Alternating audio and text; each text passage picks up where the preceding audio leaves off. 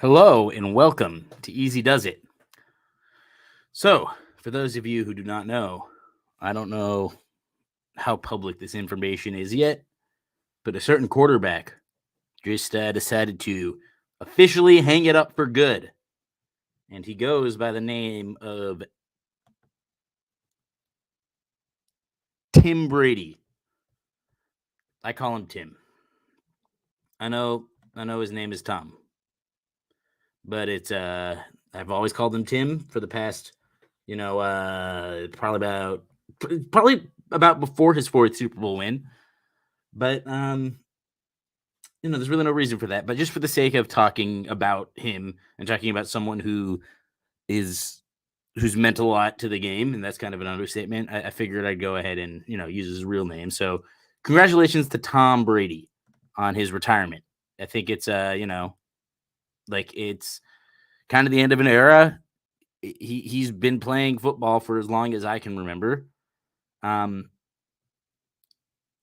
a matter of fact, he is the very first game I remember watching that wasn't a Bears game was Tom Brady winning his second ring. I think it was probably about the 10th game I've watched in my life. And it was my first year watching football. And that Patriots team is really what got me obsessed with the sport. As much as I loved the Bears and still love the Bears, I remember just like the Patriot way, something about that really drew me to the NFL. Like there was something very contagious about that team. And by something, I mean, they won a lot. They did a lot of winning. And I liked watching that. Obviously, not as much as I like watching my Bears, even in defeat. But yeah, the Patriots were really cool.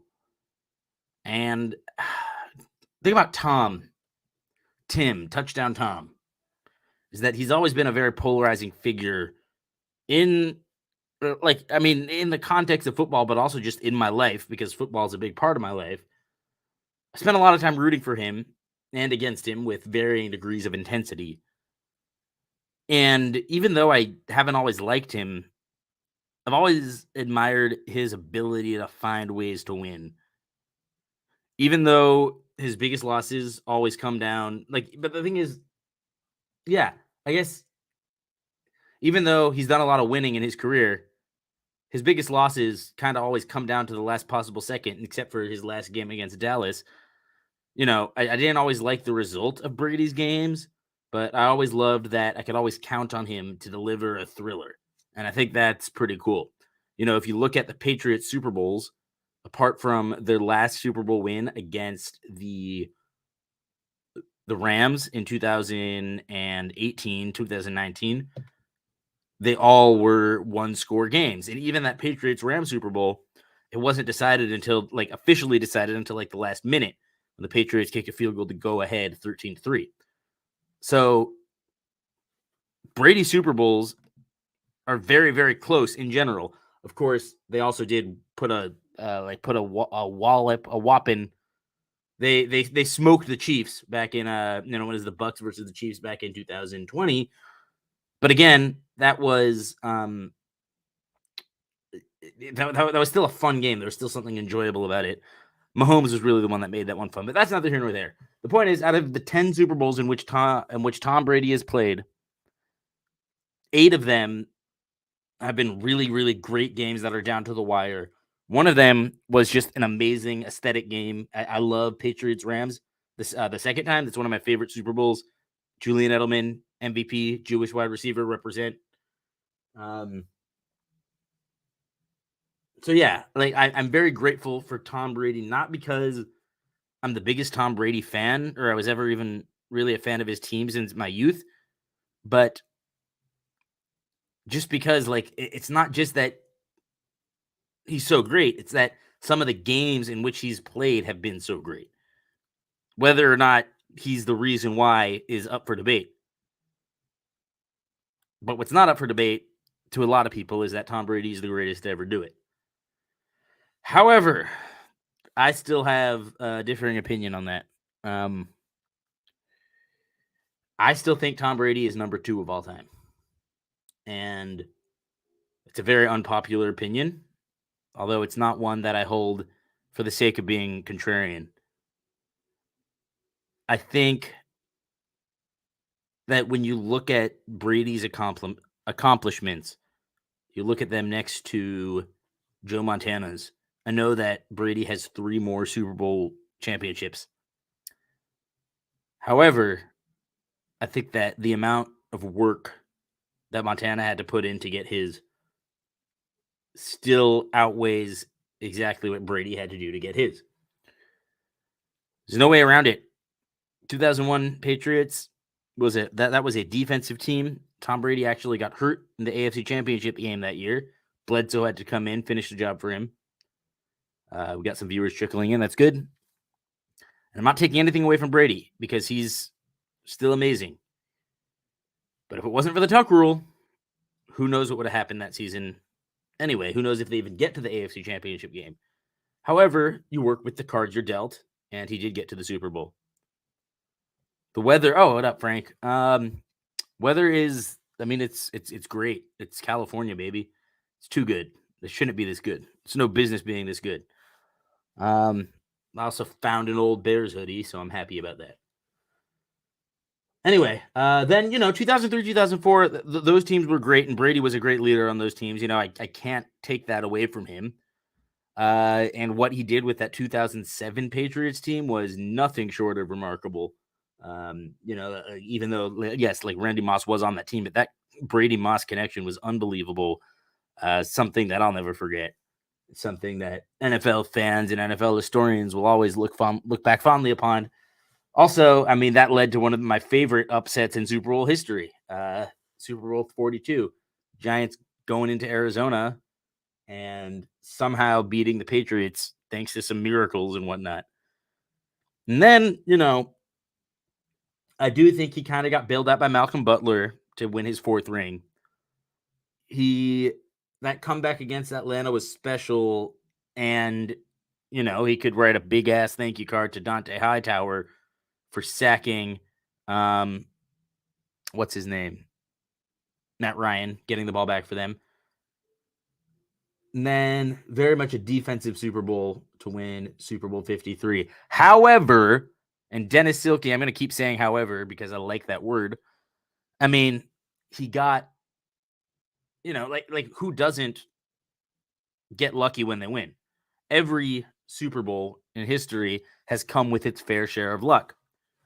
I just think based on what I've seen from Brady throughout his career, and again, we've all been watching Brady for the past 2 decades. I, too, have been watching Brady for the past 2 decades. I still think just based on what I've read and what I've seen from Bill Walsh and Joe Montana, San Francisco 49ers of the 80s, that is still more impressive to me. Because they were going up against Lawrence Taylor and Reggie White and the 85 Bears and, like the remaining players from that team, the Dan Hamptons and Steve McMichaels. Those Niners were not fucking around. Like they were playing some of the peak defensive competition you'll ever get. Whereas the Patriots in their 6 Super Bowl championships were going up against, not the best division in football, the AFC East. Pretty weak, all things considered. That being said, again, I still have Tom Brady as the number 2 quarterback of all time. Number 2. I think that's valid. Joe Montana is number 1. If we're going by rings alone, and we're talking about the NBA, is Bill Russell the greater NBA player than Michael Jordan? Probably not. To me, Joe Montana is Michael Jordan. And Tom Brady is Tim Duncan. Very different skill sets, different meanings to their greatness. But at the end of the day, I still think what Joe Montana did is more impressive than what Tom Brady did throughout his career. And that's hard to say because another thing that really makes Brady unique, and another reason why, I don't think it's a definitive argument by any means, is that, I mean, Brady lasted longer, and credit to him for that. Also, credit to the NFL and their changing rules that have done everything to protect quarterbacks. But also, credit to him. He's made it last for 2+ decades. So, like that's amazing. That's amazing. But still, number 1, Joe Montana. Number 2, Tom Brady. Number 3,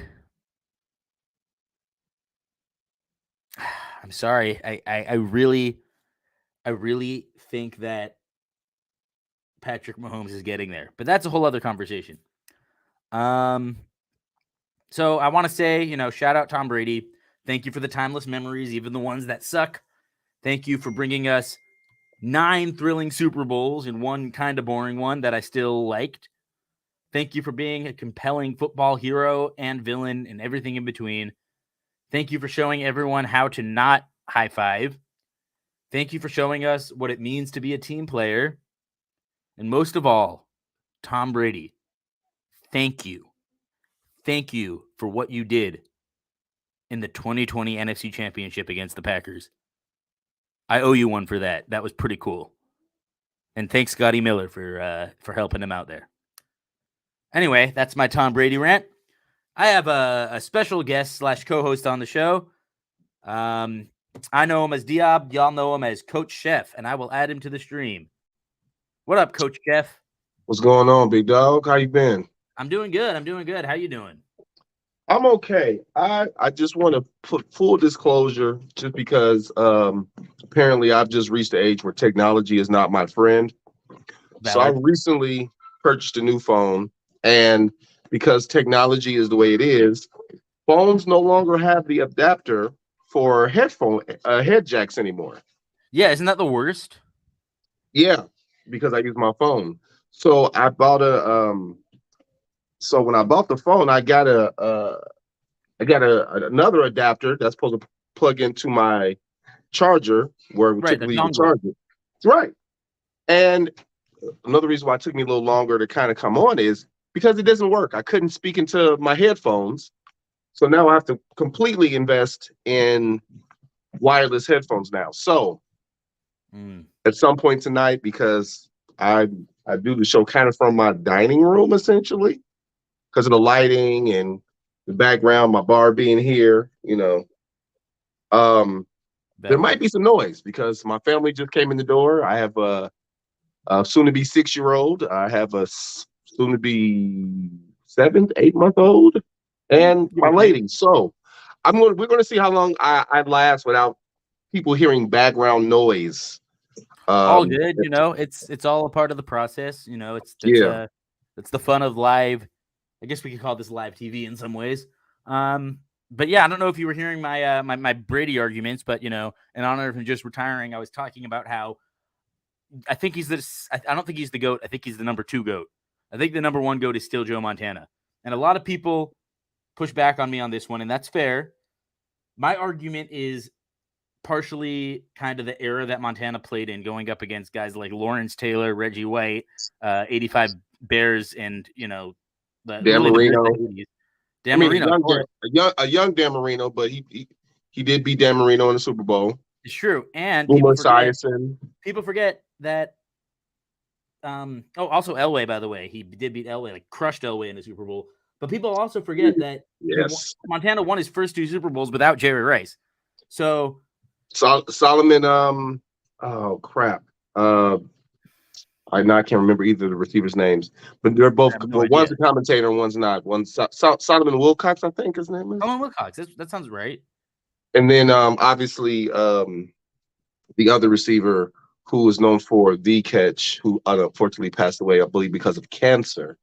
But I know Arthur Craig was involved, great player, but still, people. I mean, that is kind of, and people forget how much older. I think Joe was drafted in 78. I think 78, 79, something like that sounds right. Right.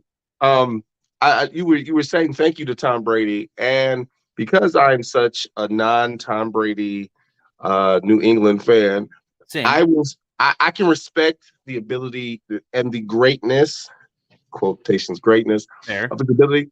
But I'm doing my own research and hearing some other people's opinions about it. What if I told you Tom Brady's best years, where he was like at his statistical peak, they didn't win a Super Bowl? So from you're absolutely right. 2010, 2016-ish, the years where they didn't. 2000, I believe it's like 06. Yeah, so the year, essentially the first year with Moss, up until they beat right, exactly. I would say those are his best years. I could venture to say that his first 2 Super Bowls, he wasn't a major factor. I could say that defense. Well, really, especially the first one against the Rams. If you remember, if you remember, the Patriots made that Super Bowl. That they won the AFC Championship mainly because of Drew Bledsoe. Brady got hurt that game. Bledsoe comes in, ironically, leads them to a win. The week before that was the Tuck Rule game. Yep. And look, again, I'm not taking anything away from Tom Brady because he's still the quarterback. He's still the quarterback. Because he was the quarterback, and 7 rings is 7 rings. And, to be able to do it for as long as he has, he definitely like, I mean, he's up there, right? There's no question he's up there. Beyond the fact that I can be stale because, I can be so stale at him because in the 90s, I became a Drew Bledsoe. I became an AFC Drew Bledsoe / Patriots fan because the Super Bowl against the Packers. I was young. I'm a little obviously older than you. I just turned 38 January 19th. No, happy birthday. Thank you. I remember that Super Bowl, and I was just like, man, Drew Bledsoe, like, got this quarterback and F everything about the Packers, like, oh yeah, Packers, and Terry Glenn and Big Tuna and Bill Parcells, and I was just like, man, some people don't believe this, but in some years I have like I'm a Bears fan, but sometimes you have like an AFC team. Of course. So my AFC team had been for years the Broncos. My favorite quarterback of all times personally is John Elway. Oh, but second was the Patriots and Drew Bledsoe. He just, big, prototypical 6'5", rocket arm, all that other stuff. So when they replaced him the year they won the Super Bowl, I didn't even want the Rams to win because the Rams previously had beat Steve McNair and the Titans. But I was just like, Tom Brady, this dude over here throwing checkdowns to J.R. Redmond. He's not what? Patrick Pass. And like all these guys. I mean, Troy Brown was an amazing athlete, and Patton and all these guys. But I'm like, for those who don't know, statistics can't tell it all. If you would have watched those Patriots, though, yes, Tom Brady has an amazing games. He actually beat Peyton Manning as a second-year player. People don't recall this. People are talking like Brock Purdy. Oh, he's a rookie. Tom Brady threw like 1 pass and was inactive most of his rookie year. All of this, him winning the Super Bowl and being a starter, came in year 2. Right. Kind of Patrick Mahomes-ish, except Patrick Mahomes was the first-round pick and Tom Brady was a 6th-round pick. But the dynamic is pretty interesting. But you can't say anything. He is. I don't even fear him the most of quarterbacks. Maybe because I'm a Bears fan. My number one feared quarterback, Aaron Rodgers. Is Aaron Rodgers. Like, no doubt. So the moment Aaron Rodgers has more than 3.5 seconds passing and he gets outside the pocket, I can feel your heart sinks. Everything just like. I wasn't going to use that body part. I was going to say I feel other parts of me shriveling just of sheer fear. Valid. I'm with you on that. No, there's no doubt. I did a whole bit last year about how like, I was ranking like as a Chicago fan the athletes that scare the shit out of me the most, and it's like. As a Cubs fan, Albert Pujols is definitely up there. Obviously LeBron, just for what he did to the Bulls all those years. But even LeBron, like that always felt kind of inevitable. But Rodgers, like he just he beats everyone. Absolutely surpasses everyone. The sheer fear of that man having time. When it's 3rd down and he's out of he's a little bit out of the pocket. I've never had less confidence in a Bears team that was ranked defensively in the top 15 than Aaron Rodgers on 3rd and 8. I don't even know why 3rd and 8. You're thinking 3rd and 8. They're going to get 3 yards. We'll stop at 3rd and 8. We're going to stop at 3rd and 8. No, it's just like he throws. And he doesn't throw a 90-yard pass. He throws like a 15-yard pass that's right on the money because like to some guy named like Jeff Janis or like Randall Cobb. Randall Cobb, by the way, like I don't even know. I don't know. Like, do other people in the NFL know who Randall Cobb is, or because to me, Randall Cobb is like the best receiver of all time just because of what he's done to the Bears. Like, I don't know. I think like when I think of Randall Cobb, I think of like this demon figure who just kicks the Bears' ass all the time. His career dynamic is very interesting. So, we had some side talks in our chat between me and you about some future stuff, but about us being in the college football and the recruiting process. I'm a huge draft guy. I'm one of those well, not as big now. I just don't have the time to follow it. I'm just now, I think I just listened to my first pre-draft Mel Kiper podcast or whatever. But I'm into the draft process, and I used to watch college football, play college football. I got into it, played NCAA. Right. I think I literally own every NCAA game that's ever been made. As a title NCAA. Great game. Right.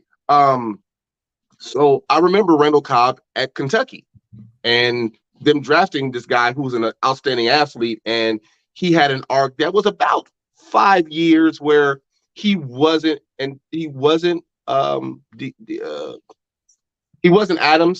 Devontae Adams, but he was the slot receiver. He was quick. He was athletic.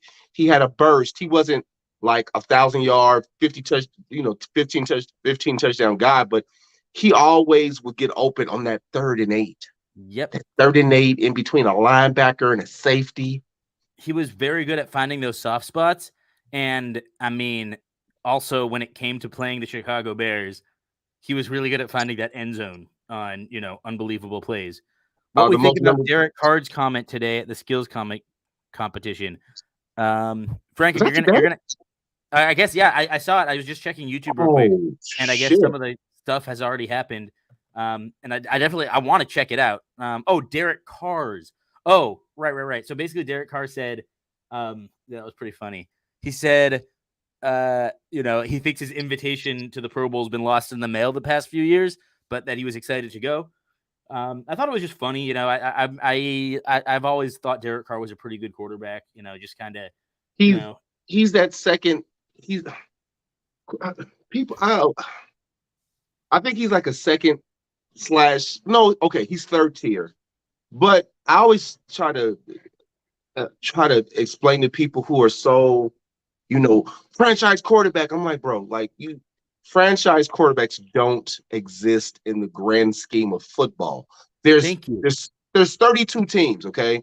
You can, no matter what era of football you look at, whether it was 32 teams, 30 or whatever, between, you can just start at the NFL merger. There's always like 5 to 7, and being 7 is very generous, of like elite quarterbacking.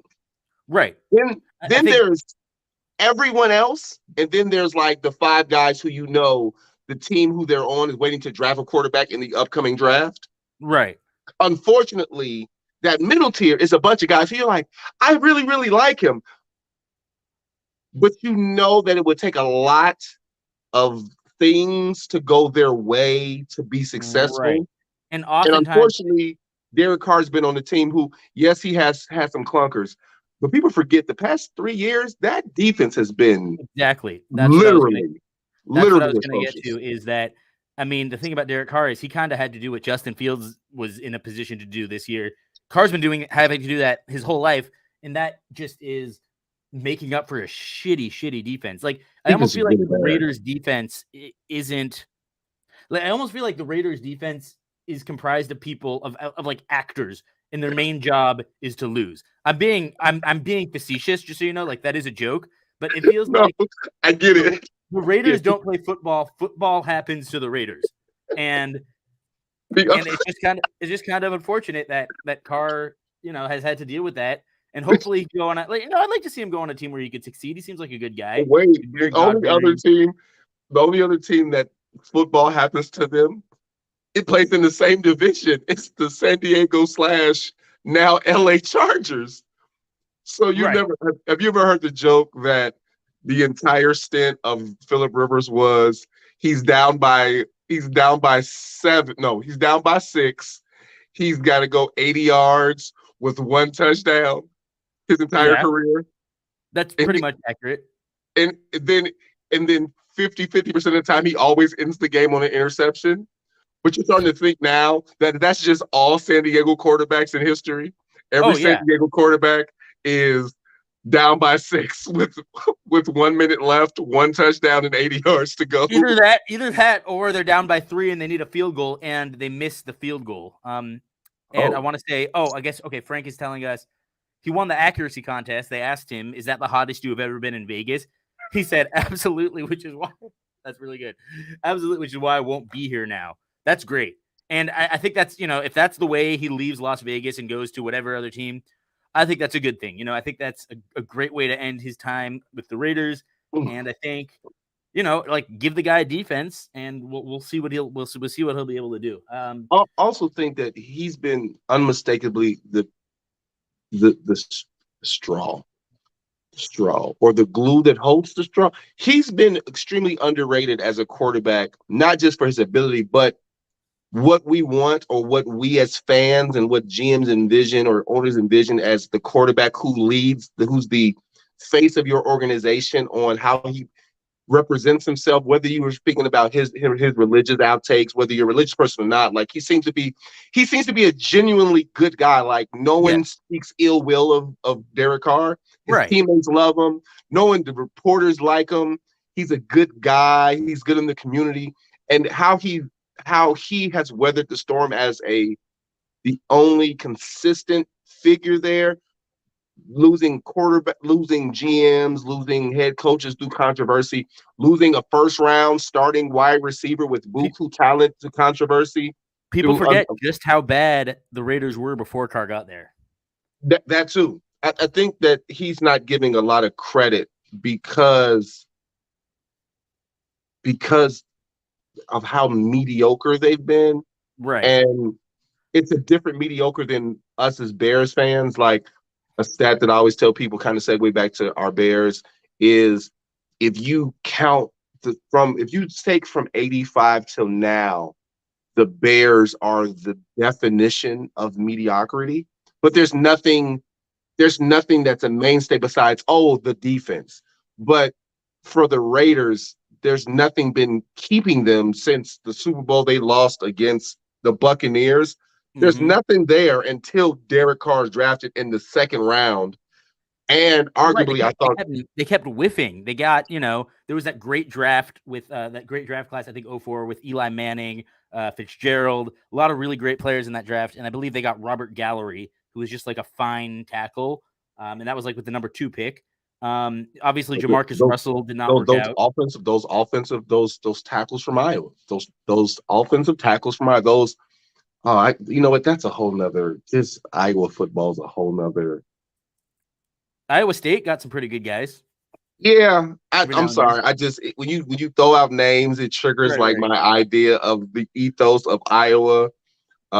Never mind. I've got jokes about Iowa. I feel us like that could be a bit of a rabbit hole, but that's I'm always, especially like as the draft approaches, we should definitely have that conversation. Skylark, I want to say what's up. Thanks for contributing to the chat. Patriots retreaters, why Tom Brady was good. Yeah, that's not a bad point. Whatever. Yeah, no, the Patriots definitely were caught cheating.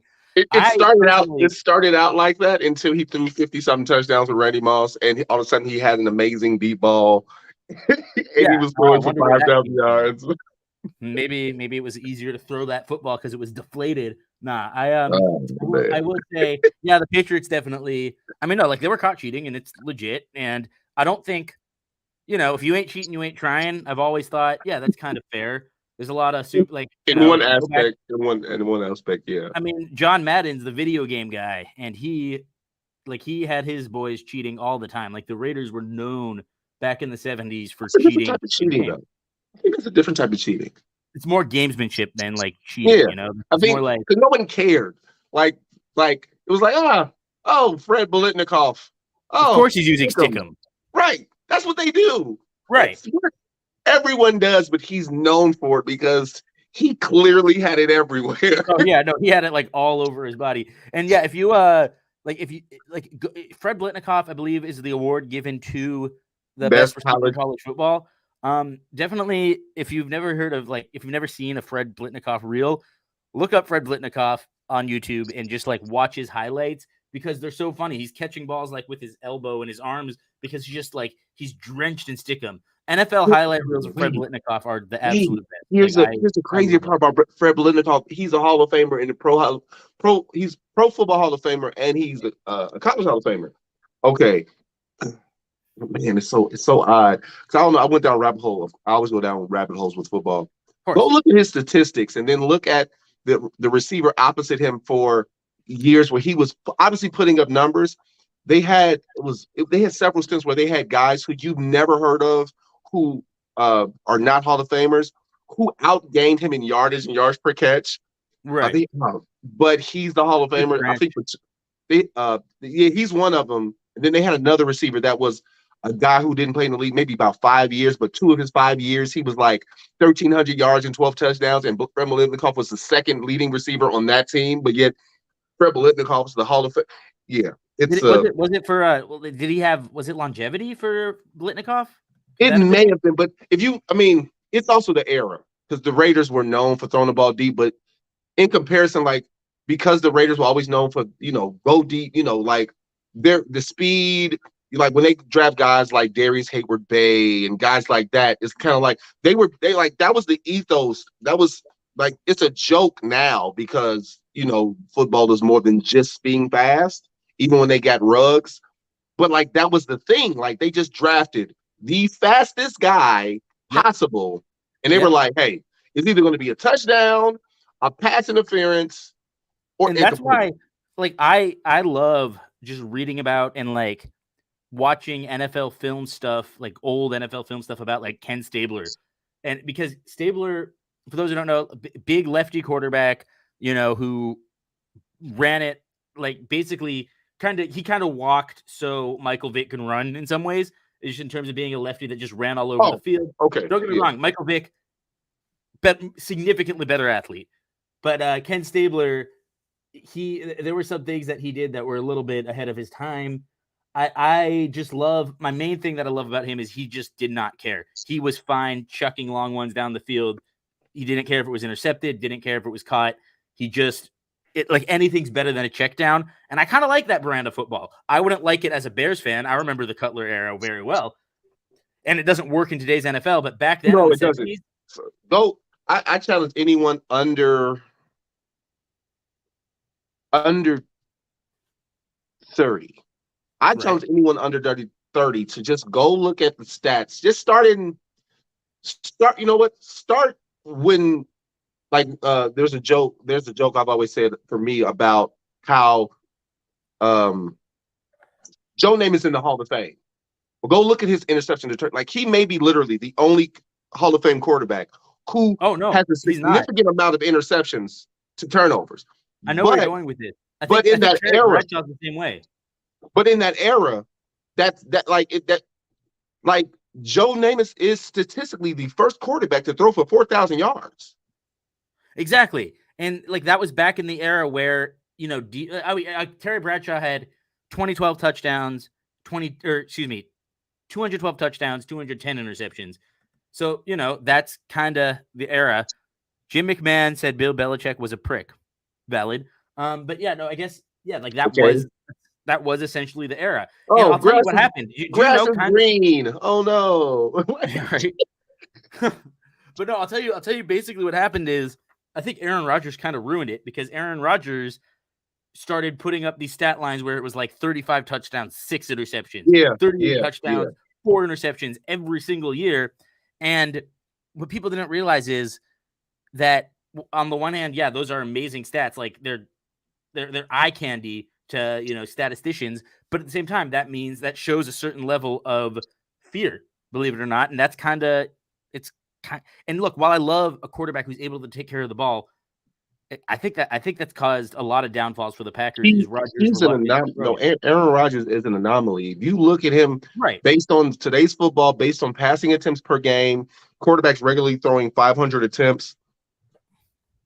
Hold up. Just think this. Last year, people criticized the greatest quarterback right now. I don't care. I'm like Bomani Jones. I call him Jordan. He's Jordan. And the fact that anyone compared to him is ridiculous.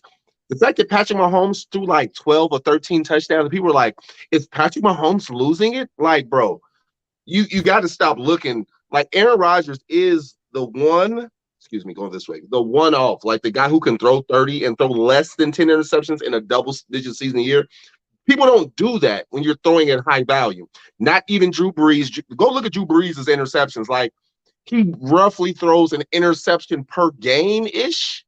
Right. Like 12, 13, 14-ish. Like, obviously, if you're throwing 16, that's a lot. That's an interception a game. But throwing 10 to 12 to 13, 14-ish touchdown interceptions was kind of like, even in the 2010, it's normal. But once you start throwing like 30 touchdowns and having 7 interceptions in 16 games, it's like, oh, wow. But that's unheard of.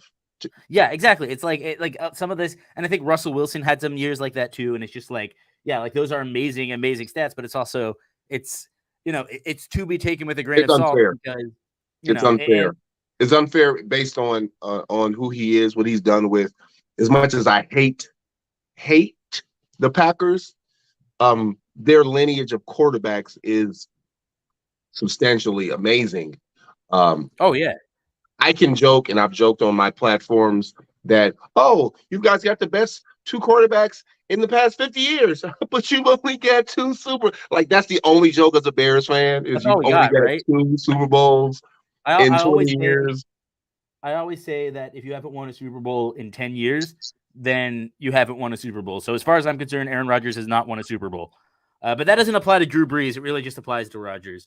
And if you don't like that, I don't care, because, and I'm saying, like, to my listeners, if y'all don't like that, I don't care, because this is my NFL headcanon. So, you don't have to agree. I don't know if you've ever listened to the Dan Le Batard show, but his co-host is Stu Gatz. Stu Gatz always has his personal record book.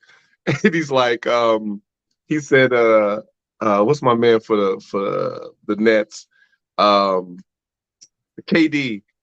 Yeah. He said because KD went to Golden State in his personal record book, he only has a half of a championship because he went to a team that already had an established team. Like, he changes the stats based on his personal brain of sports. That's actually really fun. I love that. That's something I've been doing, like, that's kind of like, that's how I rationalize certain championships. Like, to me, Brady's got like 5.5 rings, but I'd have to break that down more. Do you think the Bears should pick up Trey Lance as a backup if available? I don't think he will be available. I don't think he'll be available that quick. I mean, yeah, I'd love to have Trey Lance on the team, but like, if we slide back to some reality and less away from jokes, like serious football talk, it's a sport. I never take myself too seriously. The San Francisco 49ers are not giving up on Trey Lance. I don't care if Brock Purdy is not going to have elbow surgery. You don't spend 3 first round picks on a quarterback to get rid of him after 2 years and 1 year where he played 1 game in a monsoon and then tore his ACL. And then, like, unfortunately, Kyle Shanahan right now, outside of Andy Reid, who is the best offensive-minded coach in the past 25 years. Long time, yeah. I mean, I'll put Sean Payton, yes.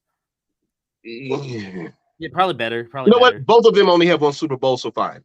But we'll see. But although Reid's been to 3 Super Bowls, and a lot of NFC.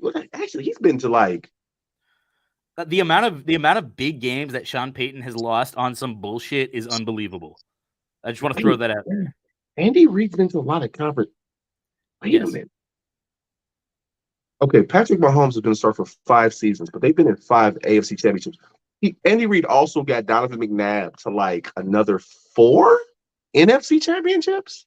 Yes. Like we keep like bouncing, but like if you stop to think about certain things about the concept where like only championships matter, like, come on, man, only 1 team wins. Okay, like it's a lot of room for error, but I mean Andy Reid is amazing, but with the Trey Lance thing, there's no way they're giving up on Trey Lance. Even if Brock Purdy didn't do that, someone asked me if Brock Purdy wins the Super Bowl or gets to the Super Bowl, what do they do with him next year? I'm like, I'm sorry, but in my soul, I believe because you spend 3 first-round picks and because Kyle Shanahan's offense seems to almost work with any fucking body in it.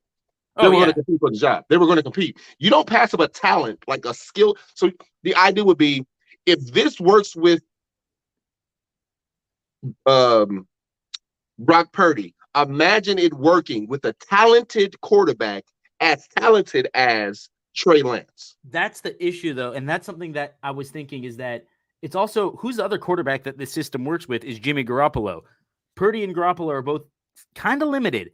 Point being, I wonder if the system isn't great for a quarterback like Lance, who is so athletic. Like, I imagine if I had the physical skills that Lance does, I'd get bored in that system and I'd want to run a lot. And, I'm not saying he's not capable of running it, but what I'm saying is, like, I don't know. I almost think that the whole idea of the Shanahan system, he's more talented than the system, because the system is, I mean, it's a lot of misdirection. It's a lot of moving opposite parts and counters and motions and stuff. But that, as the head coach / offensive coordinator, the system wants a statue. But he doesn't, because functional mobility. He couldn't. Kyle Shanahan once coached RG3 and a top 10 quarterback who's not a top 10 quarterback unless he doesn't play in prime time. You know what I'm about to say? Kirk Cousins. And he decided not to go with Kirk Cousins. Like, there was a chance for Kirk to go to San Francisco. And Cal was like, I'll pass. No, exactly. Uh-oh. And I mean, I think I got some lag on here. I think that Kyle Shanahan, by the way, like, his dad completely ruined RG3.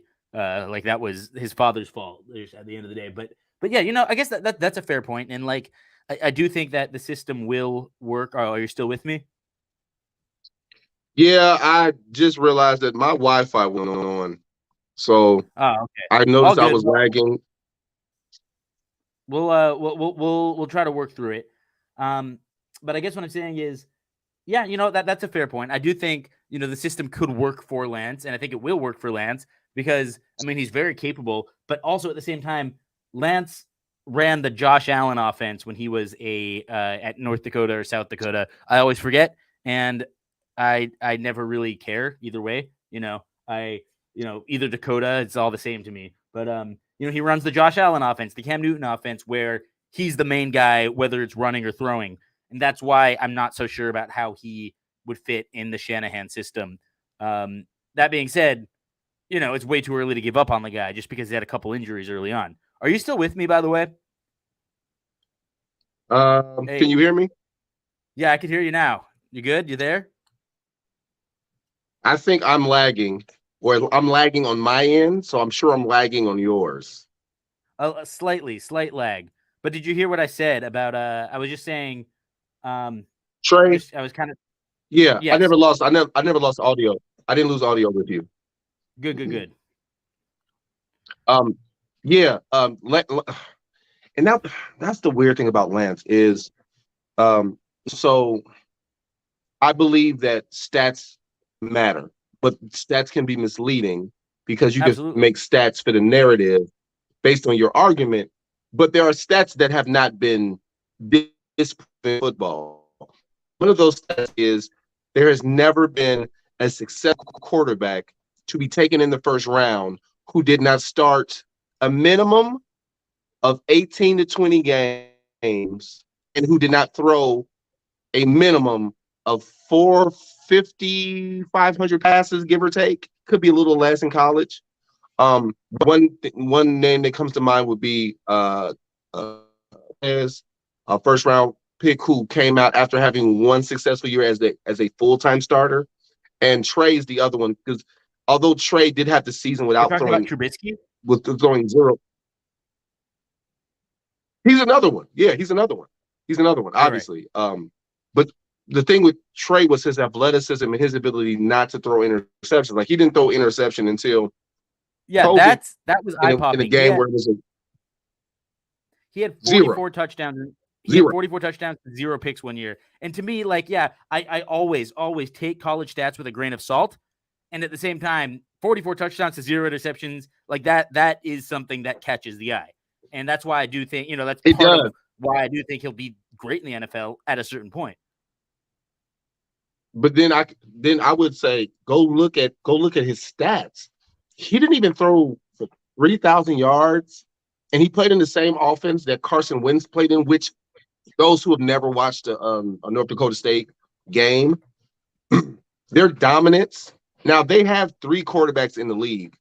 They have not Jacob Eason, but they have a kid named Eason who played before Carson Wentz. Then they had Carson Wentz. Now they have Trey Lance. All these guys are out of that program. Only one of them is the better talent physically, superiorly, and then funny, Carson Wentz is the second quarterback.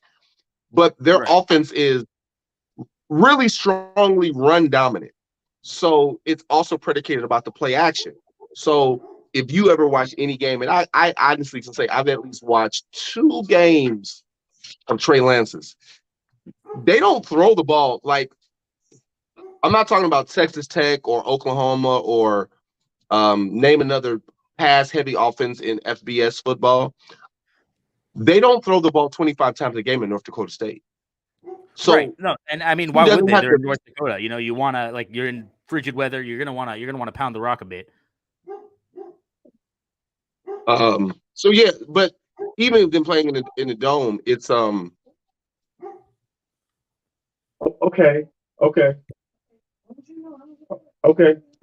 They can hear you. Okay. See, logistics. No, I understand. It's all good. But the fear I had with him and him going so high was the fact that he doesn't have the throws. Like, he doesn't have the forget being FCS. If he was himself and did those stats at FBS at any school, Power 5 or non-Power 5, he doesn't have the amount of throws that accumulated at a certain level to like warrant that he has the experience to do that at it's right. I just think it's going to take time. It's one of those things where it's like you want a certain. It's not about wear and tear for a quarterback. It's like you want a certain amount of he's played at the college level, because anyone could kind of play high school football. Like, I probably could have played some high school ball, but at that college level, you want a guy who has started, 2, 3, maybe even 4 years. A match would be 2 full seasons. A 2 full season in today's football is still 20 games. Right. Which is like even at the D2 FCS level, like excluding playoffs, you're going to play 11, 12 games. So that's 22 games. Say minimum 18, maximum 24 if you play 12. And he didn't have those starts. He essentially was deprived from his redshirt sophomore year because of COVID. But he's really young and he doesn't have the experience. And I'd be weary the fact of the success they've had.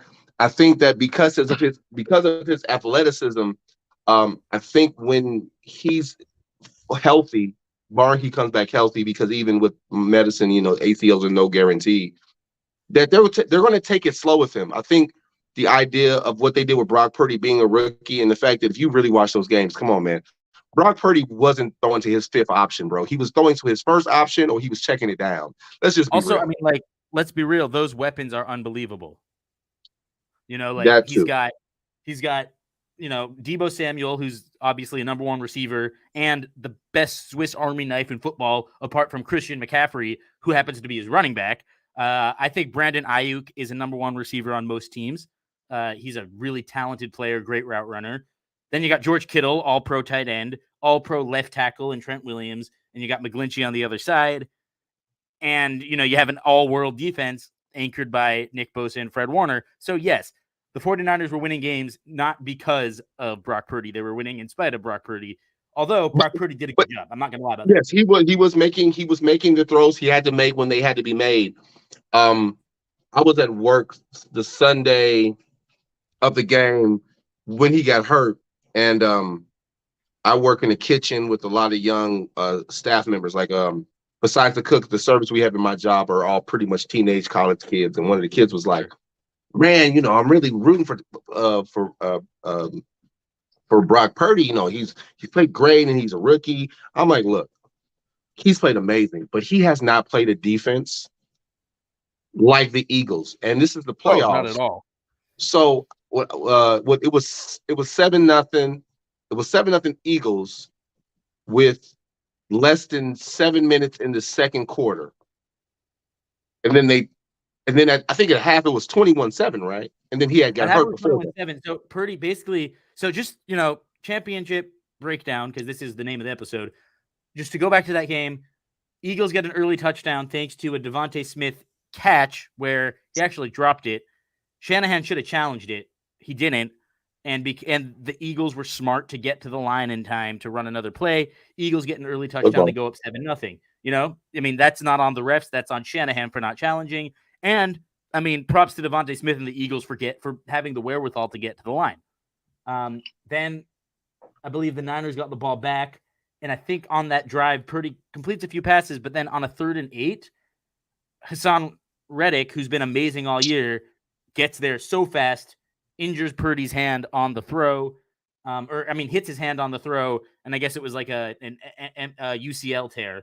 At that point, that's when Purdy was out of the game. Eventually, they went to Josh Johnson.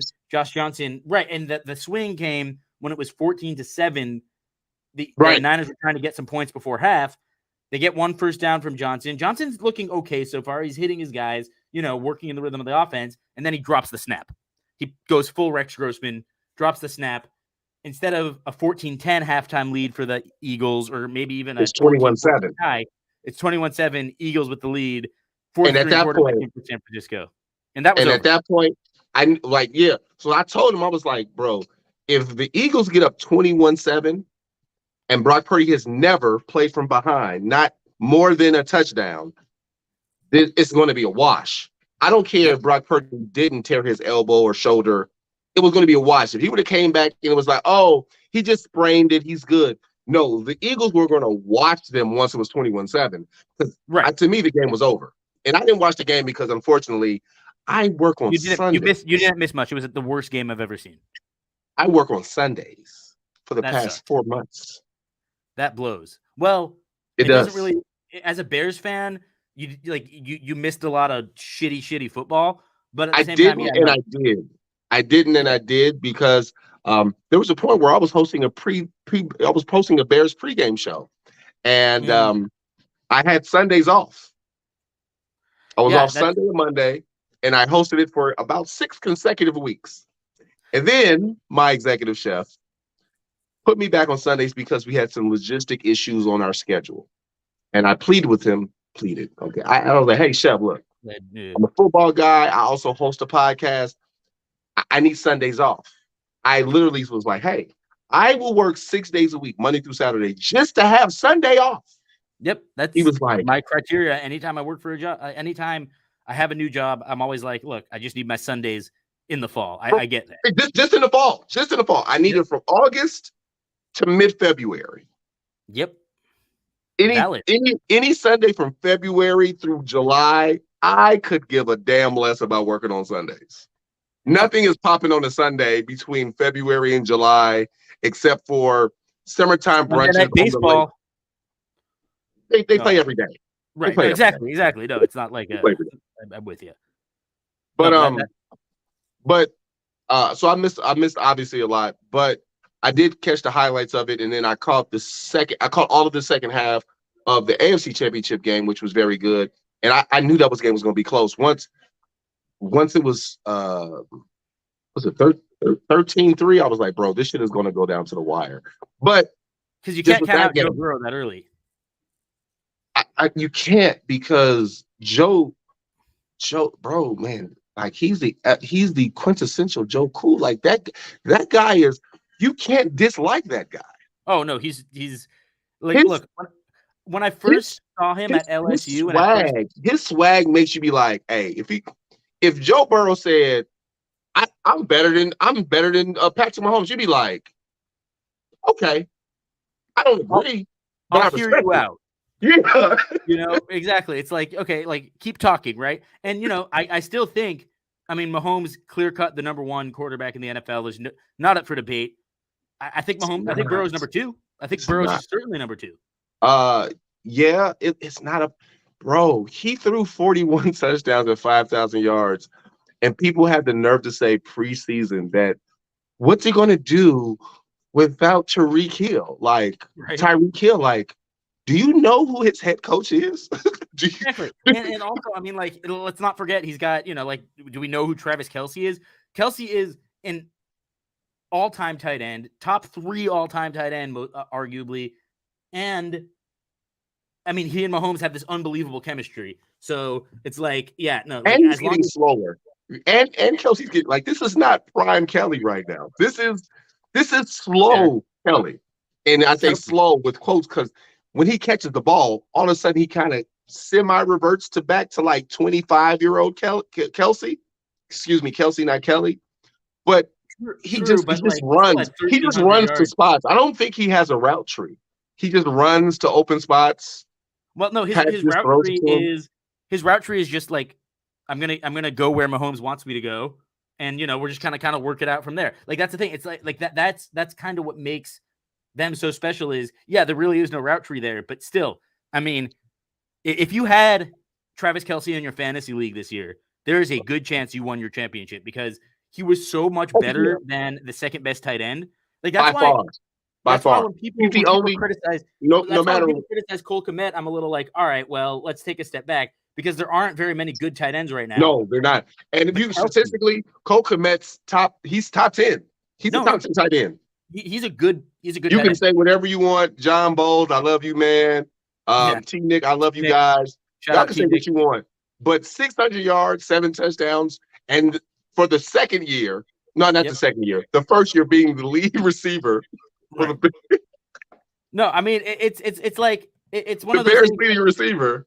Also, he's a good blocker. Pretty good blocker. Like, but Kelce right in fantasy and statistically being hands down,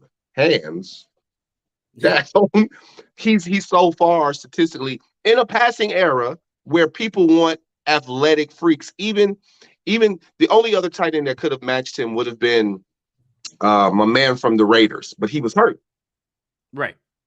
And then you have Waller. Oh yeah, Waller, and then you have Mark Andrews, who also got hurt this year. True. So those guys athletically are there, and they're younger. And then the young man from Atlanta, from Florida, he's pretty much a flex tight end.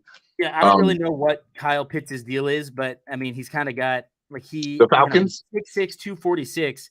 The Falcons he just has not shown up yet in his career. I guess his first year was statistically monstrous. 68 receptions, 1,000 yards for a rookie tight end is amazing. But this past year, like the definition of a sophomore slump. The Falcons. That too. I mean, I'm just gonna say the Falcons. I don't. Yeah. Here's an indictment for us people who dislike Aaron Rodgers. Patrick Mahomes made Valdes-Scantling look better than one of the most accurate quarterbacks in NFL history. Valdes-Scantling looked better with the Chiefs than with Aaron Rodgers and the Packers.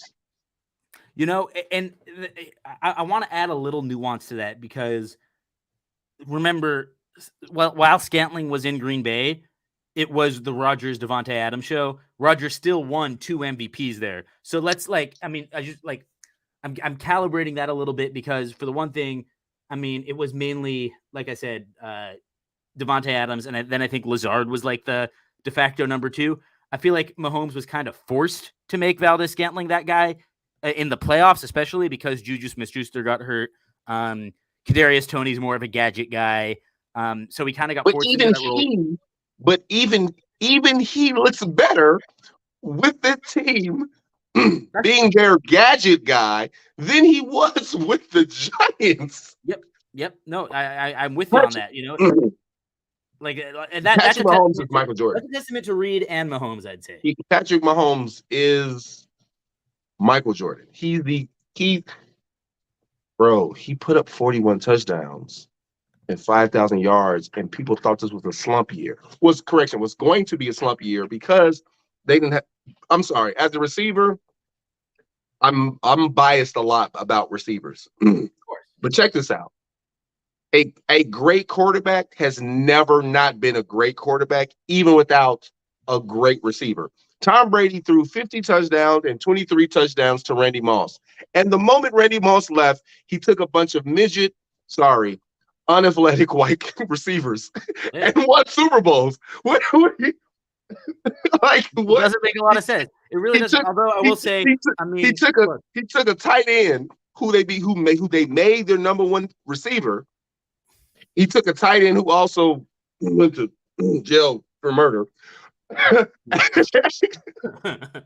Also, very much exaggerated. And he took Wes Welker, and he got to Super Bowl. And then obviously he had Edelman, who's athletically better than Welker, but still, Daddy Amendola. But I'm just to bring this back, like, bro, Patrick Mahomes is like you. What? He's the.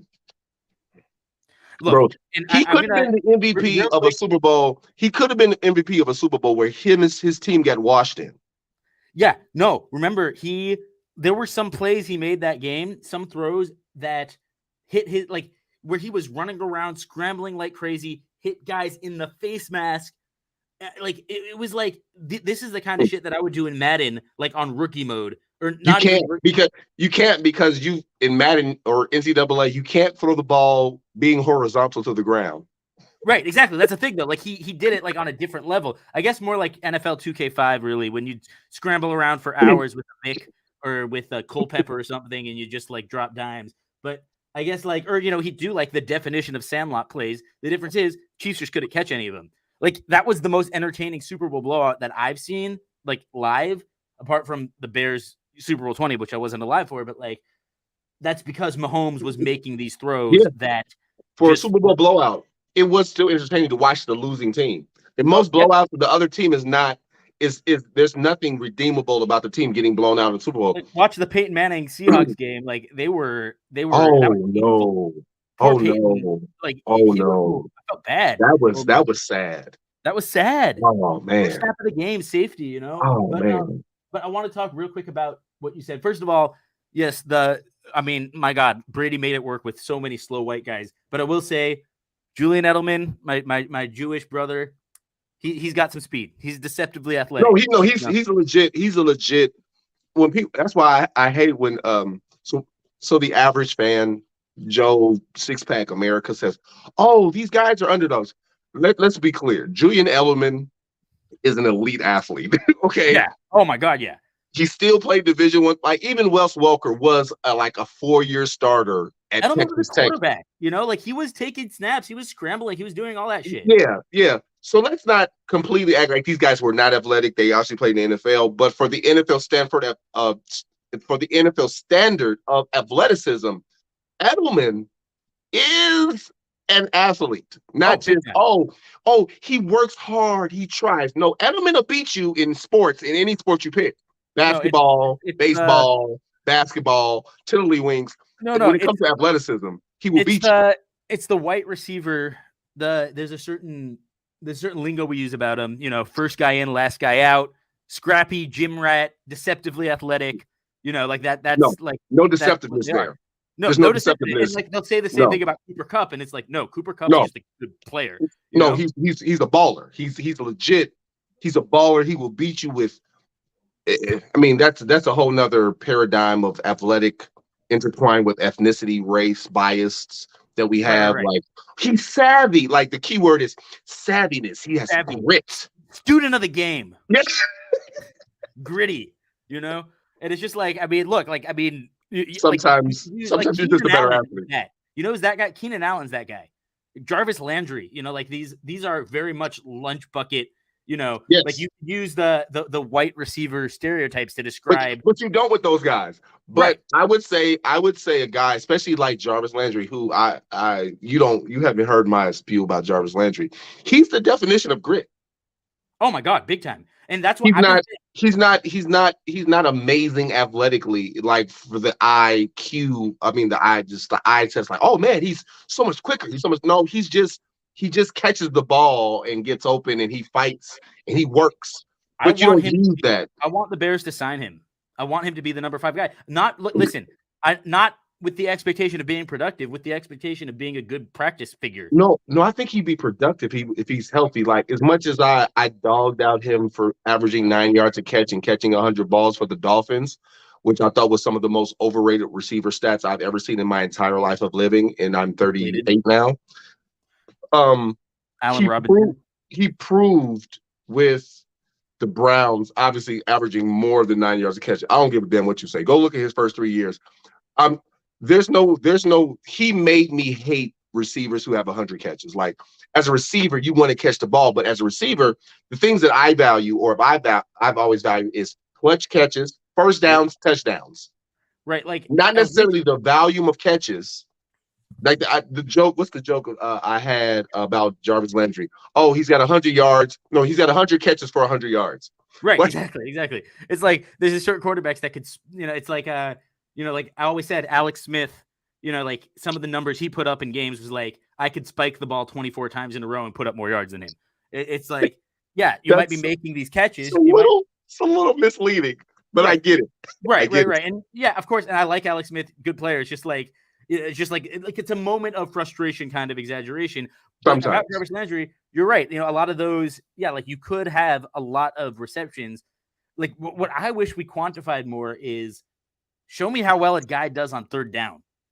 Show me and this is something that I loved about Edelman. I used to call that third down is money down.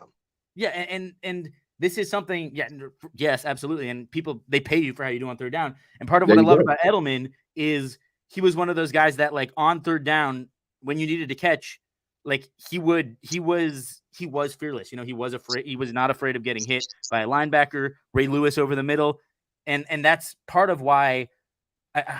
Super Bowl 49 is a game everyone remembers for the Malcolm Butler interception, and deservedly so, right? That was an amazing play. But I think it was a 3rd and 14 when it was still a 10-point Seahawks lead in the fourth quarter. Edelman hung in there, got whooped over the middle by Cam Chancellor, and still held on to the ball. And it's like that. Those are what you want out of your guys. And it's like Cole Kmet. I seem to remember him making a lot of his catches this season on third downs, which is another reason why I like him. I mean, look, the Bears sucked this year, but that was one little bright spot. And I guess the point I'm still a Cole Kmet guy. I think that just a little bit of Bears, obviously talking about him. I think there's a lot to be said for the disadvantagement that the Bears had in their passing scheme. Our quick game was non-existent. I think that's a footwork and timing issue. That's something we talked about more or less in the offseason. But him to be the you could say that's kind of like it's kind of like the argument. Jay Cutler's the best quarterback in statistically in Bears history. Well, it's Jay Cutler. Well, it doesn't matter because it's fact. Right. He's the only consistent person the past 2 years on the Bears team, even with him not catching a touchdown last year. Right. His consistency is the only thing that you can, no matter the game he drops the ball. Like, he's the only person who's never dropped off statistically. Like Mooney had an argument. I make an argument for the person who was drafted the same round, Jalen Johnson. I think Jalen Johnson's been pretty consistent. And look, remember Johnson, I feel like a lot of his struggles this season is due to the fact that the Bears couldn't get to the quarterback. Like, I feel like a corner is put in a much more difficult position when they have to cover. Oh yeah, most definitely. And that's why I'm kind of like, I think Jalen Johnson's been. Come on, man. They not out. We don't moms and dads ain't out here trying to make perfect athletes like Champ Bailey and goddamn Deion Primetime Sanders. Come on, bro. You can't guard a guy for 4 seconds without a pass rush. That's inconceivable. He was also injured this year. He battled a lot of injuries. I think. In today's football, his only true negative as a corner is his lack of. The thing that we criticize Roquan for is actually a thing to criticize a corner for, which would be lack of turnovers. But that also is a separate discussion. No, I know you wanted to. Maybe we both can kind of rear back Right. for the Shifting path. back a little bit back to that champion. NFC AFC championship game, right? Right. I want to say after what Mahomes did, and this is a crazy take, so beware. After what Mahomes did on Sunday, really what he did against the Jaguars, but then after what he confirmed on Sunday, I think it was after that touchdown over the middle, the Valdez-Scantling, while he was getting hit from both sides. Yo, like when he threw it, I was like, "That's a touchdown." When it left his hand, in my soul, I was like, "Oh no, that's a touchdown." Like I've seen Rodgers do similar shit. I haven't seen him do that. Not that. And that is when I decided that right now, Patrick Mahomes, right now, like as of like right now, as in like today, like no, I decided at the time February 2nd, like the general today, right? Patrick Mahomes is the number 3 all-time quarterback. Yo, and I know it might be premature. I just can't. And because of football, because of the what have you done for me lately? You know what the criticism is? Well, he's been to 5 AFC championships. He's only been to 2. Well, now 3 Super Bowls. He's 3-2 in the championships. He's 27. Yeah, he's 27. He's a kid. I mean, wait, I think he's a kid in regular us life. He's the old man in football now. Yeah, no, that's kind of freaky to think about. If you look at this year's playoffs, if you take out Tom Brady and you take out the AFC, look at the AFC. Just AFC, right? If you look at AFC, he's not the old man at the club yet, but he's the guy at the pearly gates guarding the AFC, bound Super Bowl potential quarterback. Like, as far as I'm concerned, if the Chiefs should be favored in every game because of him. Oh yeah, I mean, I could say not this game. I could say Joe Burrow's 26 and he transferred and he redshirted and he spent a little extra time in college, but just still, like, for football, when he was drafted to now, he's been in the league 6 years, 5 years as a starter. Bro, he's been to 5. It's ridiculous. It's absolutely ridiculous. Championship games, and he's 27. And I think he's already 10th all time in playoff touchdown passes. Which, I mean, like, give me a fucking break. Like, he's 27.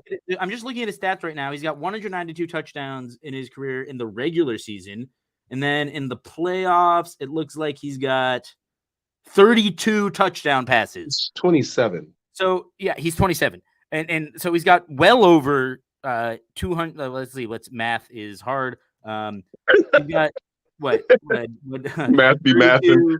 32 plus 192 is like 224. He's got 224 career touchdown passes, and he's 27. And he's going. If he wins 3 Super Bowls, he's the best quarterback ever. I don't care. Yeah, no, I agree. He's better than Brady. He's better than Brady. He's better than Joe. Like, yeah. I mean, talent-wise, he's the reason.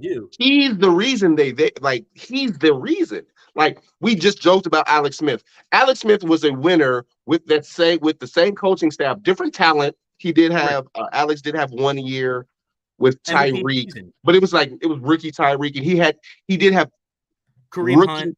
He had early Kelsey. He had early Kelsey when Kelsey was fast. Yeah. But the difference in what he did to what Mahomes did is the same reason why for 2 years we didn't question why John Harbaugh replaced Alex Smith with Colin Kaepernick. Well, I mean, I was definitely questioning that, but I think we all knew a lot of the underlying logic there. But also, but the epicenter of, like, if you even if you take Harbaugh didn't replace Kaepernick. Yes, he did. He was a San Francisco. Oh, no. You're saying, okay. I'm sorry, I misunderstood. I'm saying like you can see the difference in the team. Yes. And unfortunately, Alex Smith is funny because Alex Smith is a winning quarterback in his career. But like the peak where you're like, he's a really good guy, don't replace him. But the guy that's replacing him is so athletically freakish that you're like, so much more advanced. Well, gives you that edge. Right. Well, the team looks just better with him. Like, if you take the first game that Colin Kaepernick started against the Bears, the Chicago Bears in a Thursday night, maybe I think Thursday night, Sunday night Monday game. night, I remember it. If you take them from there and you take them to the Super Bowl loss, wait, was that? That's not the same year. No, it was the same year. It was the same year. And you take him the second year. If you take that look, and I was like, at first I was like, man, Alex Smith he's a gamer, he's consistent, blah blah blah. That team looked different with Kaepernick. The Chiefs with Alex Smith going to the playoffs and winning, but never throwing 30 touchdowns, never throwing 27 touchdowns. And then you go to Mahomes, 50 touchdowns as a full-time starter, then 5 AFC championship games, 2 Super Bowl appearances, a Super Bowl appearance where he got washed, but still looked like, yo, he's the best quarterback on the field. That's the difference. It's like, at the end of the day, I know as fans or some fans, we're like, oh, the try hard guy and the effort, like we talked about it. The grit, good and great, bro. Talent, bro. I'm here for the talent. Look, check this out, man. None of us are voluntarily going to go watch freshman football and basketball at our local high school. Oh God, no. No, we're trying to watch elite college and professional sports for a reason. We're here for the talent. Oh yeah. I want to see prime world-class talent. Yep. As much as I want to be like, oh, underdog. Look, man. Look, I do like a good underdog story. A good story, because it's not the underdog, it's the story, not the person. Their story that we as humans latch onto. I'm for the guy who was the best in high school, college, and the pros. That guy I want to watch every day, every minute, every snap, every Sunday. The guy who you can't even call arrogant because it's like he was always the best in high school. You know, always anytime he stepped on a court, diamond, or field, he was the best at his sport. Julian Edelman, excuse me, Wes Welker, those guys, you know, they play D1 ball. Bro, I'm here for Randy Moss. I want to see Randy Moss on the field all the time because that guy makes everyone else look like a child. That's what I'm here for. Talk about like scary athletes, by the way, as a Chicago fan. Come on. Although man. I will say when Charles Tillman as a took rookie the pick. Yes. took it away, that was I'm gonna send you a video I made after this about like I have a whole Canton case about why Charles Tillman belongs in the Hall of Fame. I'll send it to you after this. But yeah, no, he was robbed of many. God, bro, my man didn't even get an All-Pro till he was 30, which is a crime. I know. No, I know that is the issue. Is that like he doesn't have the All Pros. He doesn't have. He doesn't look. Basically, the core of my argument is he doesn't have the All Pros. I know he doesn't have the Pro Bowls, but like when you look at the numbers, if you look at the numbers, over half a turnover a game. There's 60. There's half a turnover teams. There is 64 cornerbacks in the league every season. Top 2. I don't care about your slot guy. There's 64 of them.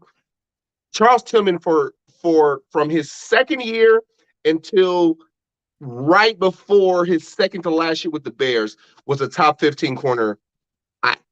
Give me 12. I'll get to in a minute. He's 12. He's top 12 to 15. You can't name 5 cornerbacks outside the top 15 better than him. If he's top 15, then you can maybe shatter it down to top 8 to 10.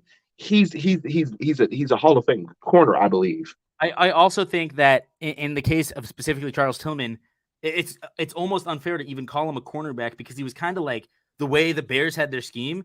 And correct me if this is ridiculous, but he was almost like an outside linebacker / safety in the way that because look, remember he was playing with and look like that's not to take away from him because he was also a really good cover guy. You know, he blocked up Calvin Johnson.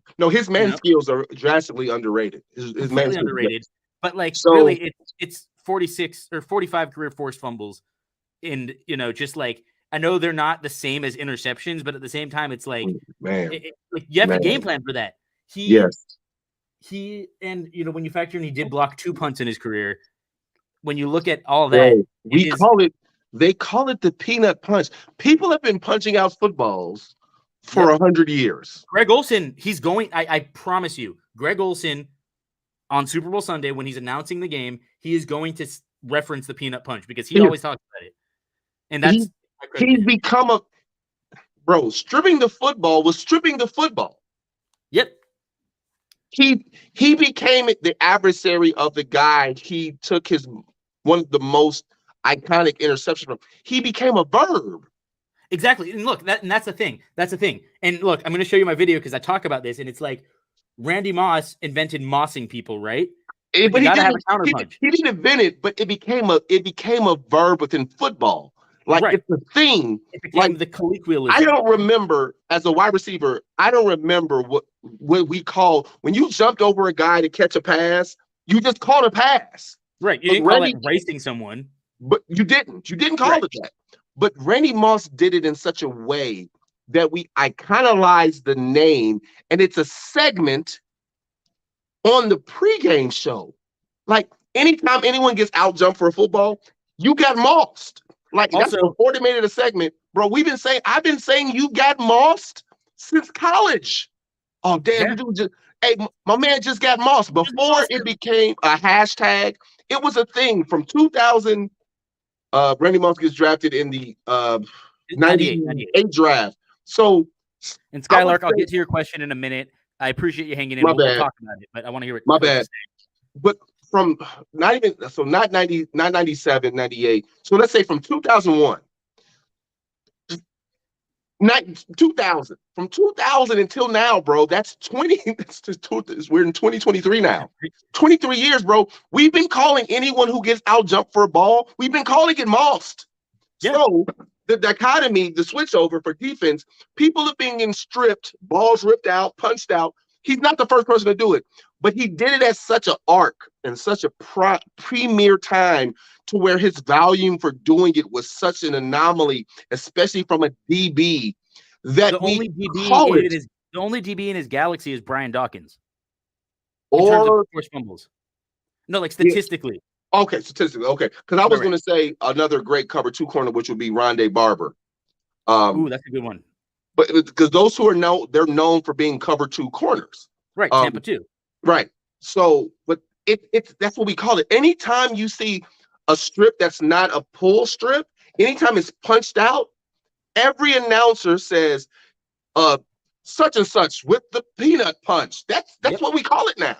That is I think the term is, it's the colloquialized term, and I love that. It's part of NFL jargon.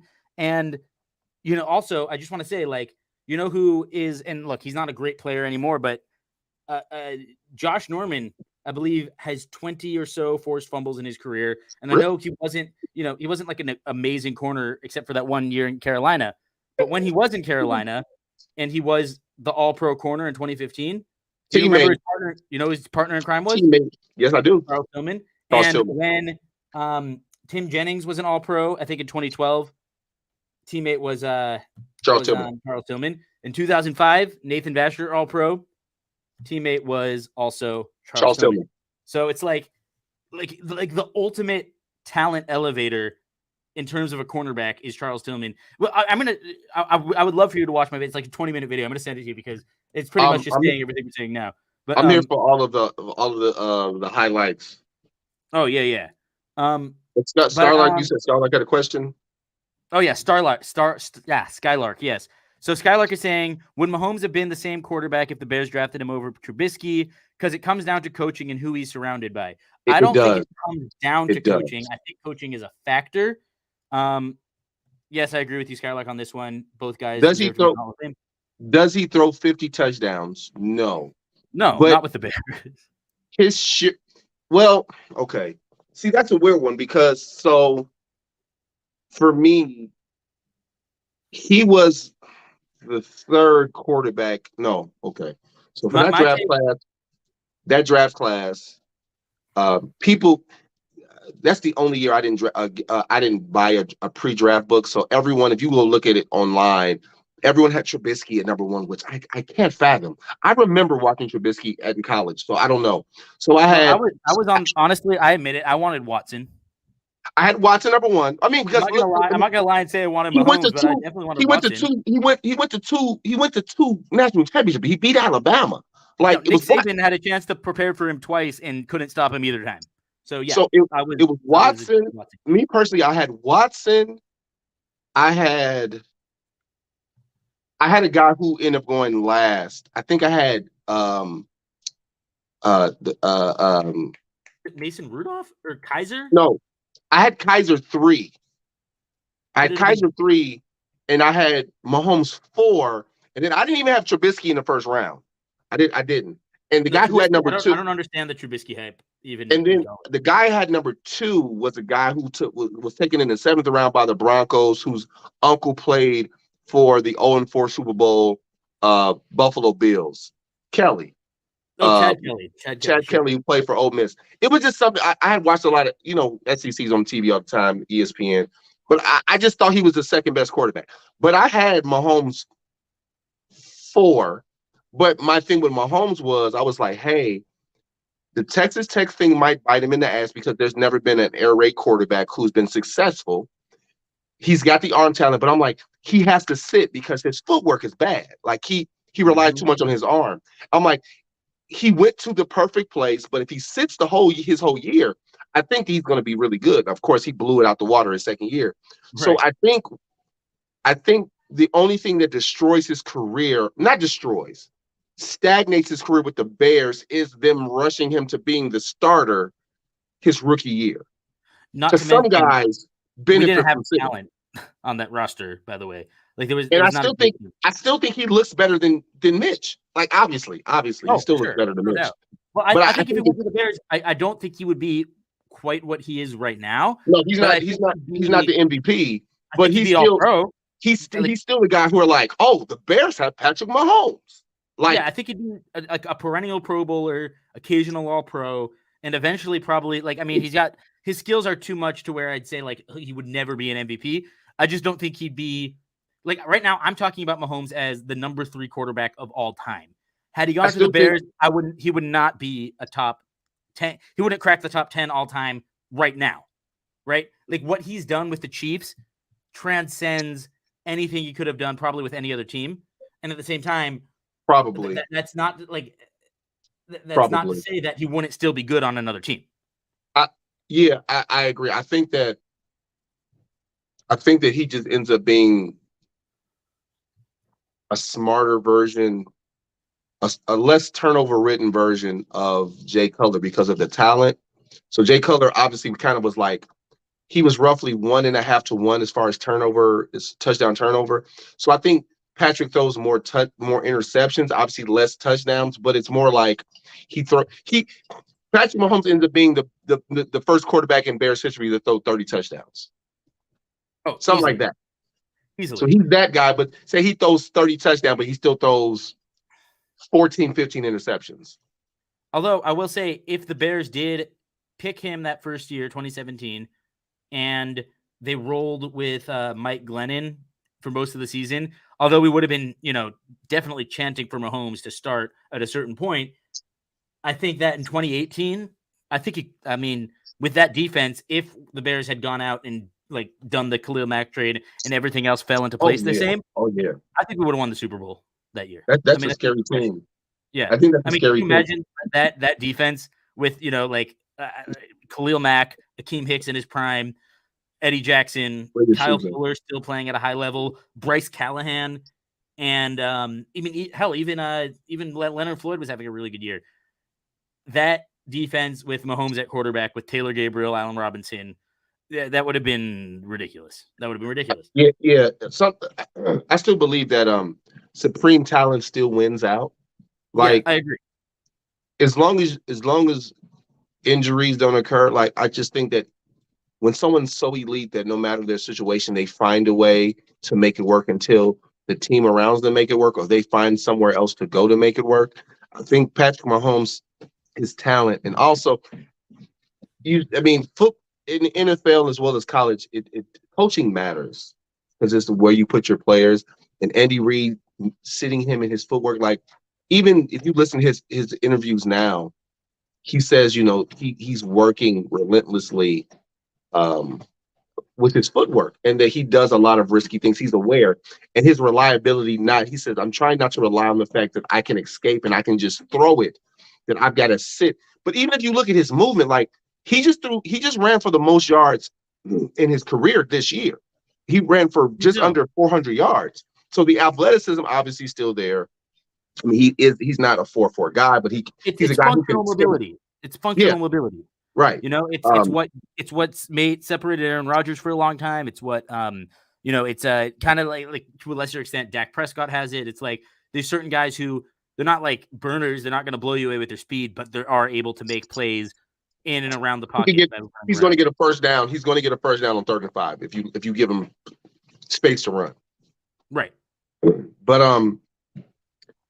and even going back to the AFC Championship game, even if you talk about the phantom call, Patrick Mahomes didn't do anything minus the fumble that led to his team losing.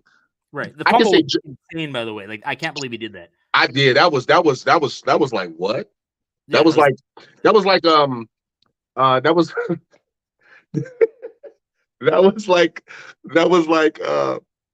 so do you remember when not Kyrie, do you remember when oh crap my man plays for the Clippers, Chris Paul, maybe was it Paul George? No, before I think like the past.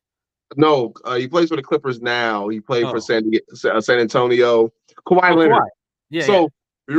So remember his introductory conference this conference speech, his introductory thing to Toronto, and he laughs and like people do that, you know. And there was a meme where that's the sound when your Windows freezes and it goes jumbo haywire. Right. That was that. Like if you would have, someone should do this. The moment he fumbles, they should put the Kawhi laugh in, and then the screen should reboot itself because that's how much of an anomaly it was. Right, exactly. No, it was just like, I mean, it was just like a very, I guess, a kind of a classic example of a great player making just a horrendous play. Like I've never seen him make such a bad play. It was like Brady throwing a pick six in the Super Bowl. It's, you know, just you don't expect to see it. You know, but even within that, Joe Burrow, as great as he is to be a year younger, yet still a top 5 quarterback as far as youth quarterbacks in this movement, Joe didn't do enough to win the game. If you get what I'm saying, like he threw 2 picks. Yeah. So.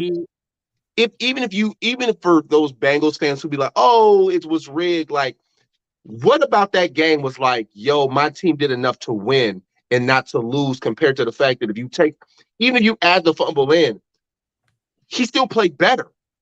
Like, oh yeah, no, I mean, and I will say, to Burrow's credit, I think that was kind of his worst playoff game. Like really, you know, and you know, usually he's a lot better than that. However, yeah, no, you're right. Like, he's absolutely not absolved of the blame for that loss. At no point when you were like, at the end of the game, when if you watched it and looked at the stats, you were like, Joe could have played better.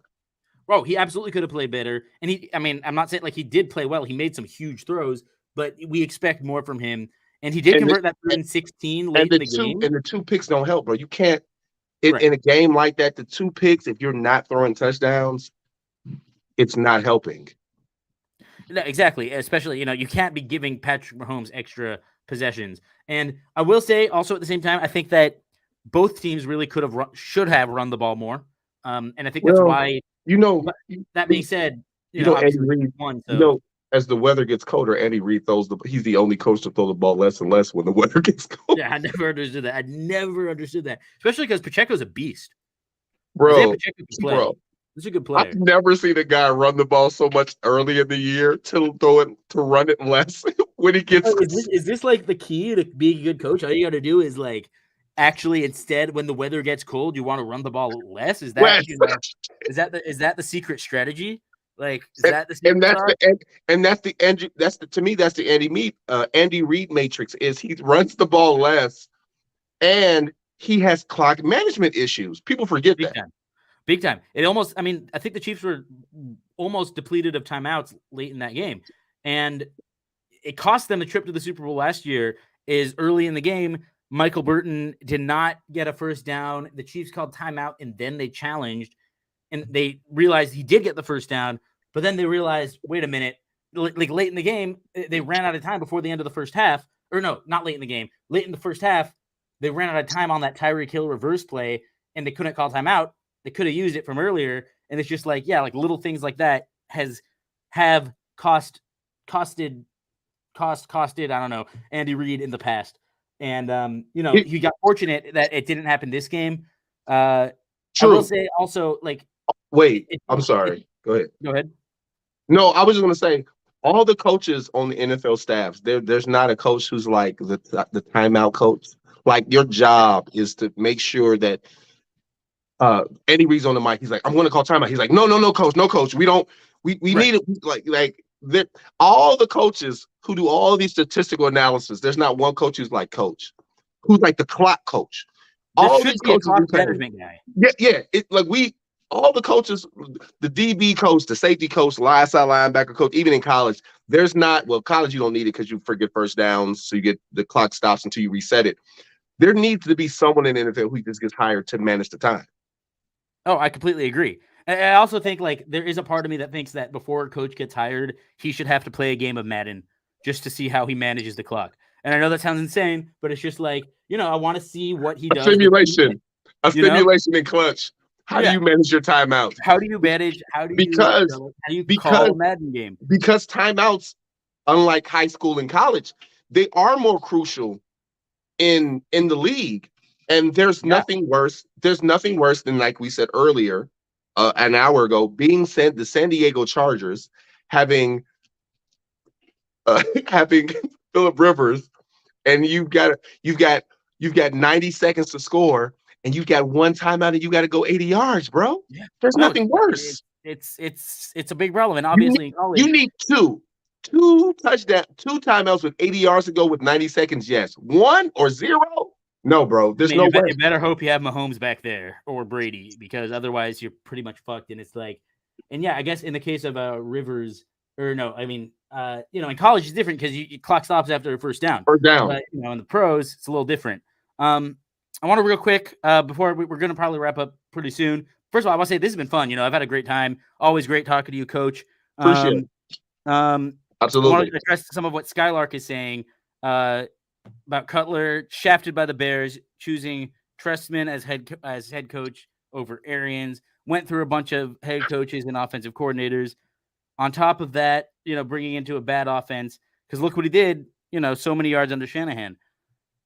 Yeah, that I see his point, but also, like, let's be real, Cutler was a turnover-aholic. Like, he threw a lot of picks as well. Yes, that is true. His most yards in the season was like 3,800. He threw for 4,000 yards the year before he got traded to the Bears. Yeah, no, checks out. That's that's Chicago and football. You can't talk about weather, because Denver weather is essentially the same as Chicago weather. Talk about the altitude, but that doesn't really, help much. It's still cold, like. Right. Oh man. Yeah. No, I had to go back, bro. I didn't realize he threw 26 interceptions his first year with the Bears. Oh yeah, no, it was brutal. He had that one game against the Niners where he threw 5 picks in one game. It was. But then when you see the 26 interceptions, go look at those receivers, and then you'll be like, well. Yeah, it kind of makes some sense, right? Now, look, Skylark, I'm kind of like, I see your point. Like, I do think Cutler was given, like it wasn't. It was hard. It was harder for him in Chicago than it was in Denver because of a lot of the coaching things. Yeah, I still think Mike Martz. Oh, you know what? Oh yeah, Mike Martz. Don't even get me started on that guy. See, this is the thing that not infuriates me. So you got a guy like Mike Martz, who clearly has more football knowledge than me and you possess. I'll ever know, right? Right, but I'm not saying he got in the game because of nepotism. Clearly, he worked hard and he worked his way up the chain. Sure, but like, there's something in me that's like, come on, bro. I know if I had his opportunity, I'm better than him, because when he truly had his opportunity, he crashed and burned. Oh, big time. And you know what Cutler always said was, what up, Andrew? Welcome to the show. Mike Martz was past his prime when he got to Cutler. Sure, yeah, he might have been losing it a bit. And it's like...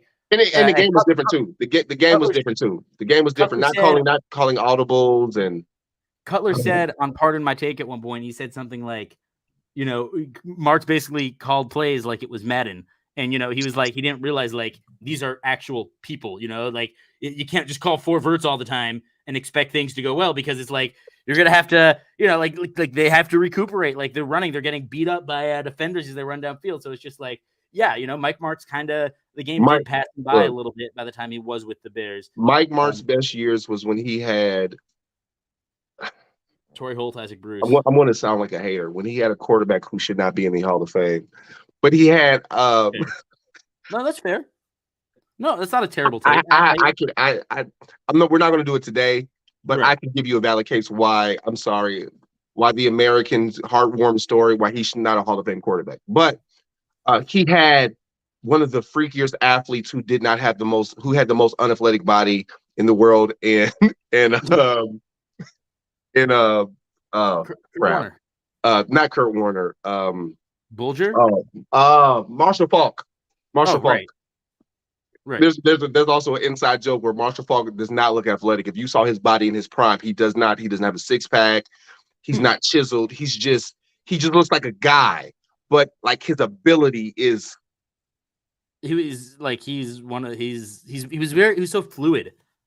I don't know, like there's something about his quickness, but that's a joke in football. Like I've heard stories about, like, they used to say, we would let people in the locker room and people be like, oh, I want to meet Marshall Faulk. He's so fast, he's so quick, he's so athletic, he 1,000 yards here, there. Yeah, thanks Andrew with that one too. No, but if you go look at him in the locker room, he doesn't have a six pack. He kind of has like dad boob thing going or whatever. Yeah. But outside of that, like he had the pinnacle of like talent. And then he's the offensive coordinator, so of course he's not calling every shot, and being a head coach and offensive coordinator are different. But once he got to the Bears, man, that was, oh Lord, oh man. Yeah, I mean, first of all, like I want to talk about what Andrew's talking about, trading Greg Olsen, who by the way is going to be broadcasting the Super Bowl. Greg Olsen's a borderline Hall of Fame tight end, and it's just like his play, like he's better than a guy who just got paid a bunch of money, who in his first 2 years people thought he was going to be one of the best play-by-play guys in Tony Romo. He's better than Tony Romo. I agree to an extent. I think that they do. I think they do different things very well. A lot of people don't like Romo. I actually like Romo. A lot of people don't like him, but I like Romo at first. I think at first because he was just fresh out, and this is why I don't like Troy Aikman. Oh God, Aikman's a robot. Aikman's not even a real person. Like I don't even think Aikman's. No, so my critique of Aikman was Aikman never threw 4,000 passes, 4,000 attempts in a season. He never threw 20 touchdowns in a season, and he has 3 Super Bowls, so he's a Hall of Famer. So when he talks about the passing game, although he understands passing, in my mind, he only understands passing when it's 2 receivers, 1 tight end, two running backs. So when I hear him talk about modern passing games, although he should be studying the game, I think it doesn't, his unrelatability to it. Mm-hmm. So it makes it like when you hear him, you be like, yeah, but you think it's like he's missing something. So you get Tony Romo, who comes in, who just got removed the year that he retired. So now he's predicting the plays, like, what's going to come next is, oh, it's going to happen, Jim. Yeah, exactly that. But then if you look at him now, he doesn't have the same, because that was his thing, was like, oh, he's predicting the plays because he just came out of the league and he was playing in these offenses. He doesn't have that now. He doesn't have it. Right, because he's not just fresh out of the league. He can't predict it the same way. Exactly. Because the way things adjust so fast. Right. But the way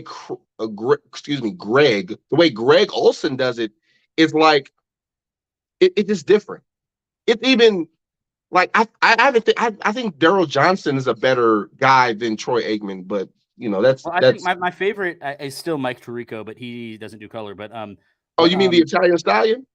Is that his nickname? Is that what we call him? No, it's not. It's what? It's it's a joke. I'll explain to you later. Okay, sounds good. But no, my issue with Greg Olsen is, and it's going to sound ridiculous, but I think he's just too positive. He's too happy. And it's like, I get it. You have the best job in the world, but like, it gets annoying when you're this happy when my team's getting their ass kicked. That's a me problem. If I'm not mistaken, he's Mormon. That's just his ethos. It's when he is happy and he's doing a Bears game, which I guess isn't very common anymore, that's when it annoys me because it's like, bro, we're getting our asses kicked, and you're over here like, good golly, Aaron Rodgers. And it's just like, that's when I get annoyed. However, I mean, he is a really good commentator. And like, when he's not broadcasting a Bears game, I like him a lot more. Fun fact about Greg Olsen. Greg Olsen's from, I believe, from New Jersey.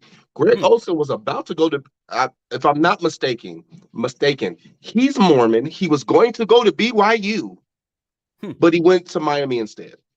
That's that shows he really had a change of heart. He really clearly he wanted something different in his school than his upbringing would have suggested.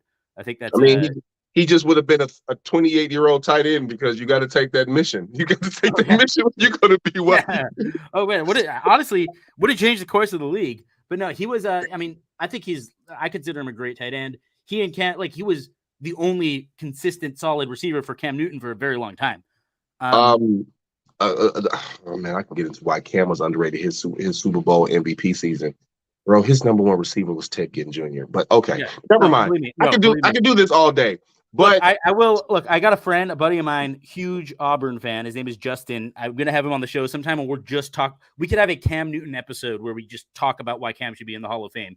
Because between Justin, who's the biggest Cam advocate, and you, who it seems like you think Cam's underrated, and me, who I've always been like Cam is super underrated. Even when he was with the Patriots, he wasn't nearly as bad as people think. Oh no, he's underrated. Like if you understand what offensive coordinators, how they were calling plays for him, like I'll make this really quick. So Cam Newton is criticized for his passing percentage, that his career passing percentage is under 60% in the modern NFL. I will say that if you compare him to Drew Brees, whose passing percentage was close to roughly between 68 and 72%, I think he has the highest career percentage if you accumulate years. Something like that. The differential between the two is that Cam Newton threw the most vertical passes in the league at his peak than Drew Brees, who threw the shortest amount of, like, you know how the NFL's they do the stats with how many yards you throw from the line of scrimmage to your target. Mm-hmm. Drew Brees was always at the bottom of the league, while Cam Newton was always at the top of the league at throwing deep passes. So if you consistently throw passes over 20 yards, which he did consistently over his prime, you're going to have a lower percentage. That's my quick version of that. No, I'm with you on that. And like I've been building my Canton case for Cam Newton for a while now too, and I think he's like, he's one of those guys who I think the main reason why he gets shafted in history is because, his number one receiver was Ted fucking Ginn, who couldn't catch a cold in Alaska naked. And Ted almost put up 1,000 yards that season, bro. He was averaging almost 20 yards. Had pretty good numbers. He just dropped a lot of passes. Bro, Ted Ginn's best year was with Cam Newton. Yep. I mean, at 30 plus years old. That chemistry that Cam and Greg Olsen had was really special. And it's like, Kelvin Benjamin was looking like he'd be a really good player. Kelvin tore his knee up that year. Exactly.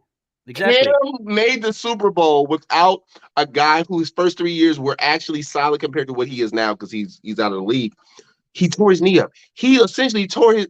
Oh, come on, man. Also, I mean, Cam essentially invented the slam dunk in football, by doing that over the end zone and whatnot.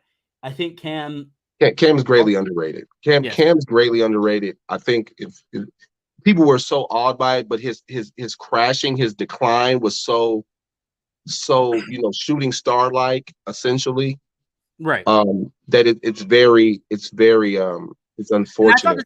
I mean, he was. It's not like he shouldn't be defined just by his one MVP season, because his other years were very good. He made Pro Bowl for a reason, But at the same time, this is why coaching matters. You're right. Yeah, right. That's why coaching matters. Yes, and I'm hoping that Fields definitely and I think he will get a better. I'm cautiously optimistic that Fields will be given more tools to work with than Cam was when he was in Carolina. That being said, what the Bears need to do is they need to act like, I think that Eberflus and Poles need to sit down with Fields. They need to be like, look here, you're our guy. But what we need draft picks. So what we're going to do is we're going to put out a whole lot of minutia and BS in the ether. Like, we don't want you here. And I think that's why they had Warren Sapp say that shit. And because, there's, people get emotional. It's football. We're still humans. Right. It's an emotional game. if you sit down like, look, we need picks. We don't want to have the first pick to draft a guy. We need bodies. We need talented bodies. So look, we need you to chill. We need you to act like everything's normal, but just know we're doing this for you. And when I say doing this for you, we're going to act like we don't want you anymore because we need someone to take this number one pick from us so we can accumulate more picks to build for you. And I'm sure Justin understands that. And I think that's why there is smoke and mirrors going on right now in that regard. And I think, maybe Warren Sapp was a part of me thinks Warren Sapp was in on that. I think that's part of what he's doing. Not that I don't know why Warren Sapp would be affiliated with the Bears. Yeah, sure. But let me rephrase. Not that Warren Sapp is in on it, but I think someone might have leaked something to Warren Sapp, even though it's a false report. And that's why, there is a certain, I have, especially in the social media era, I have this belief that journalists can actually help a team by leaking these kind of false stories. Yeah. I feel like as a Chicago podcaster, and maybe this is just Warren Sapp, and it's my man, not my man, the guy on ESPN who Tannenbaum. Oh God, the fact that he was ever a fucking GM is another person who I'd be like, God, it's a reason why you're unemployed. I mean, you were employed, so you were there, but it's a reason why you're currently unemployed right now. Yes, that was guy, right? Whenever you watch First Take, watch NFL Live. Watch when Tannenbaum talks, watch all the ex-players. They just be like, bro, you don't know what the fuck. I know he was the GM guy. I know he's the GM guy. He was in those tables with those talks. But the players look at him like, you're not in the league for a reason right now, dog. Exactly. No, there's just not a lot of credibility there. Although, if he is, I will give him credit because by saying the Bears should trade Justin Fields, that's kind of getting that conversation started. We need that. We need somebody. We need a team to pull a Ryan, not Ryan Poles. Damn it. Who's the other Ryan with the last name P? Who was the Bears GM? I can't think of shit. We need a Ryan Pace. We need a Ryan Pace from another team. Right. We need someone else to fill the Ryan Pace shoes. And we need that. We need that. I need, bro. I'm hoping it's Jim Irsay. It's not Houston. We need a team like, I ain't gonna lie. Once the Bears season was over, I have not watched a lot of football, existentially, as far as commentary, because I need a break. Andrew, yes, I do think they are trading the pick. And I think that's the right move. They have to. They have to, because you're not. If you keep it, you can't get better. I'm sorry. You can't get better if you keep the pick, because you need so much. We went from needing a few things when the season started to needing a shit ton of things now. A lot. We are depleted. Offensive line is one of many. Bro, we need D tackles. We need D ends. We need linebackers. We need a number 2 corner. I think the blueprint right now is, I think the main thing is receivers. Number 1, pass rush. Number 2, number 1, we need a pass rush.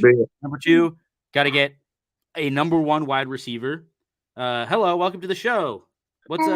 This is my oldest son, Nasir. He'll be 6 years old on February 6th. What up, Nasir? You look just like your pops. Welcome to the show. Yeah, he's my mini-me. He's going to bed because it's really late, so he came there to give me a hug. I love you, boy. Good night, Nasir. Is he? You're raising him right? You're raising him to be a Bears fan? Of course. That's what's up. Good. I mean, he don't have the bug, but if during bear season, he knows what bear down mean. Good. That's what's up. He knows what bear down mean. That we don't do that in this household. We just all went to our first Blackhawks game, January 22nd. My birthday thing was I want to go to a live hockey game, so my first one was the Hawks game. He was into it. Good. Yeah, start him young. That's for sure. He was into it, so that bodes well. Everything Chicago, everything Illinois based. That's what we do in this house. My lady, she's not. She plays ball. She played flag competitively with me, and she played in the women's league. But pretty much anything that I go for, she's kind of down with. She doesn't have any favorites unless I'm like, oh, this is what we going for. But yeah. We need Getty and bring in Caldwell. We need problem with that, Skylark, and look, I like Caldwell. My issue with that is then you run into the same Cutler problem where you're not having consistency at the OC position. Yeah. I think it's way too early to give up on Getsy after last year when he showed he could adjust. You know, he showed some adjustments throughout the year. I mean, he wasn't above criticism, but at the same time, I do think you got to work. First year OC. You know what a guy like Caldwell needs to do with his career and his age. This is off the beaten path. Caldwell is one of those guys who needs to go down to the college level and specifically in HBCU. His tutelage and being a head coach, maybe he doesn't have the cachet of a prime or whatever, but his knowledge of offense and what he's done and the quarterbacks he's been with, if that guy could possibly maybe bite an ego trip, maybe if he went down to an HBCU for 4 years just to peak the talent of that level that level needs, I think that would be a great niche that I think he would find a lot of resolve and passion in. I know he's in a vacancy at Jackson State. No, there's not, but there's going to be a vacancy. It's college football, so there's always going to be a vacancy. Right. There are no more jobs now besides the Bethune-Cookman thing. If you ever kind of tuned into that, that was a whole. All I know is like there was a lot of conversation about it. I just don't know what went down. It's a lot. It's bigger than Ed Reed. It's a systematic thing with the institution. Ed Reed. It's a big thing with funding and money and hurricanes and students. It's a lot. But anyway, I think Caldwell would do service if he went to a lower level, not even like Power 5, like a smaller level with his, like he's just got so much, he's done so much being a Black offensive minded coach that if he went to a low level, I think it provides more for the outreach of that's another segment idea I have. Agree. It's also like it's one of those things where because it aligns with what the NFL is doing, which is, you know, going for more offensive minded head coaches. Obviously not going down the Black coaches nearly enough. It's a small statement because most of the Black coordinators who they're trying to, you know, the growth of the league, most of them are defensive coordinators. That's kind of another thing within it. There's not a lot of Black offensive head coach like coordinators. I mean, you just lost one in Leftwich, although he got fired, but then a guy like Kellen Moore parted ways, and now he instantly get a job. And then you get Houston, who gets DeMeco Ryan, but DeMeco Ryan is a defensive guy. Not saying he won't do a good job, but it's just. But it's also Houston, like it's know, it's just the idea that people of color, even Robert Saleh, like he's a defensive. It's like people of color who are given those jobs from being coordinators, they're always defensive, and then the offensive-minded coaches are not. They don't have a tendency of being. That's something I've noticed too, and it's like a certain level of. And look, correct me if I say something wrong, but it's like it's a certain level of when it comes to most Black coaches. I've noticed they are, like it's almost like they're expected to be more conservative, not just in how they coach, but in like how they present. It's like there's less room for error. Like, right, less room for error and less room for showing emotion. All these coaches, all of them are defensive coordinators. Yeah, Lovie Smith is another. You know, like Caldwell's if you take out Caldwell, if you take out my man with Kansas City who can't seem to get a job, although you could say whatever you want about him, he's got the resume now to warrant a head coaching offer or interview. But that once again, that's another thing. But it's just something that I'm mindful of, just because you kind of see the trend, like when the African American coaches or even coaches of color, even Robert Saleh, who's Palestinian, they're defensive coaches. Right? Is that offensive scene is you need such a mind to schematically plan a game that we're going to go get the boy wonder, but the boy wonders are always Kyle Shanahan. Well, he's really good though. He is really good. Right? Kellen Moore. Kevin McConnell Kevin McConnell, right? Those guys. O'Connell. Right. Yeah. No, I'm with you on that. And like, the head coach from the Chief, the Chargers. He's an offensive coordinator. I thought Staley was defense. No, I'm sorry, I'm wrong. You're right. No, he just sucks. Oh yeah, that's true too. That's also true. That's also true. Matt Nagy is another perfect example, by the way, of that. But you know, but I'm not even allowed. Sorry, T. Nick, if you're listening, I'm sorry for even bringing him up. I'm not supposed to do that. That made me sad. But Yeah, I know we got to close. We've been going 2 hours now. We've really done a lot, but I hope we did touch enough on the AFC Championship game. I know we had a whole nother week before the Super Bowl. Oh, yeah, and we'll make our prediction like next week. Hopefully, especially if we get your friends on the show, we could definitely make some predictions on that. Yeah, I'm still in talks. I got to get with them. Get with the dad first of all. We won't put that out in the air because I want to confirm it before we do any definite things. But hopefully we can get them on. It'll be a good chance for me and you, especially me, who I'm a college football fan. You did say that you are into the recruiting process and all of that. I love college football. I just don't have like a team. Oh, you know, that's it. I mean, that's man. I'm a Fighting Illini fan, so like whatever. But if we were able to get them on, that would be great. Just to get into and he and the young man, he's a dog, man. You watch the tape, you watch the film. Oh no, I made a highlight tape for him. He could play. That kid, he is. So hopefully we'll get a guest who is a Division I potential athlete. He's signed a letter of intent. We don't want to put any names out there because we want to confirm it. We want to make sure that we clear it with his parents, obviously, and then have him and his dad on. Those who have been following Chicago Clubhouse Network, if you followed about a year and a half, 2 years ago, we had him on another show that I was a co-host on. The kid signed a letter of intent. He's going to the university.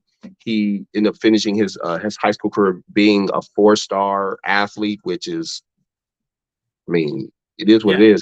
No, so yeah, hopefully we get those things. Yeah. So definitely, we can have him on. We can talk about his accolades.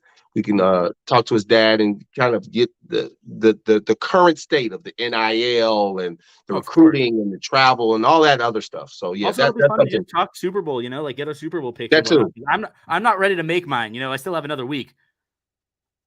So you know, I'm gonna wait. I'm gonna hold off on that. But also historic. Historic. Also historic being the fact that it's Black History Month. Yeah, right. Hey, no, it's a first. Perfect. Yeah, first. Obviously, the Bears and the Colts played the first SuperLl with 2 black head coaches. Right.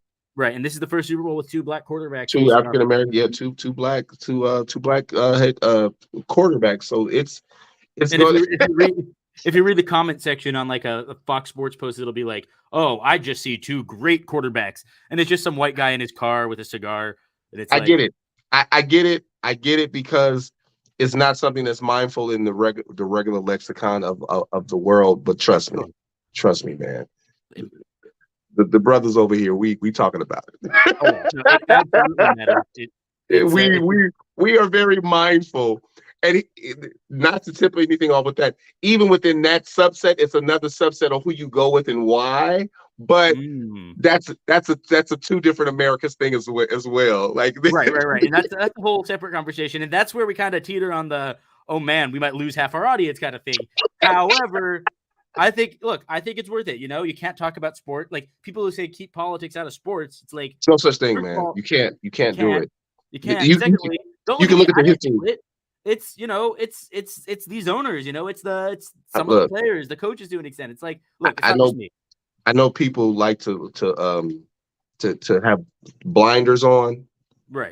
But if you've been a lifelong sports fan, there's no avenue of sports that you can escape without there being something within the crossover of politics. I don't care what year it is.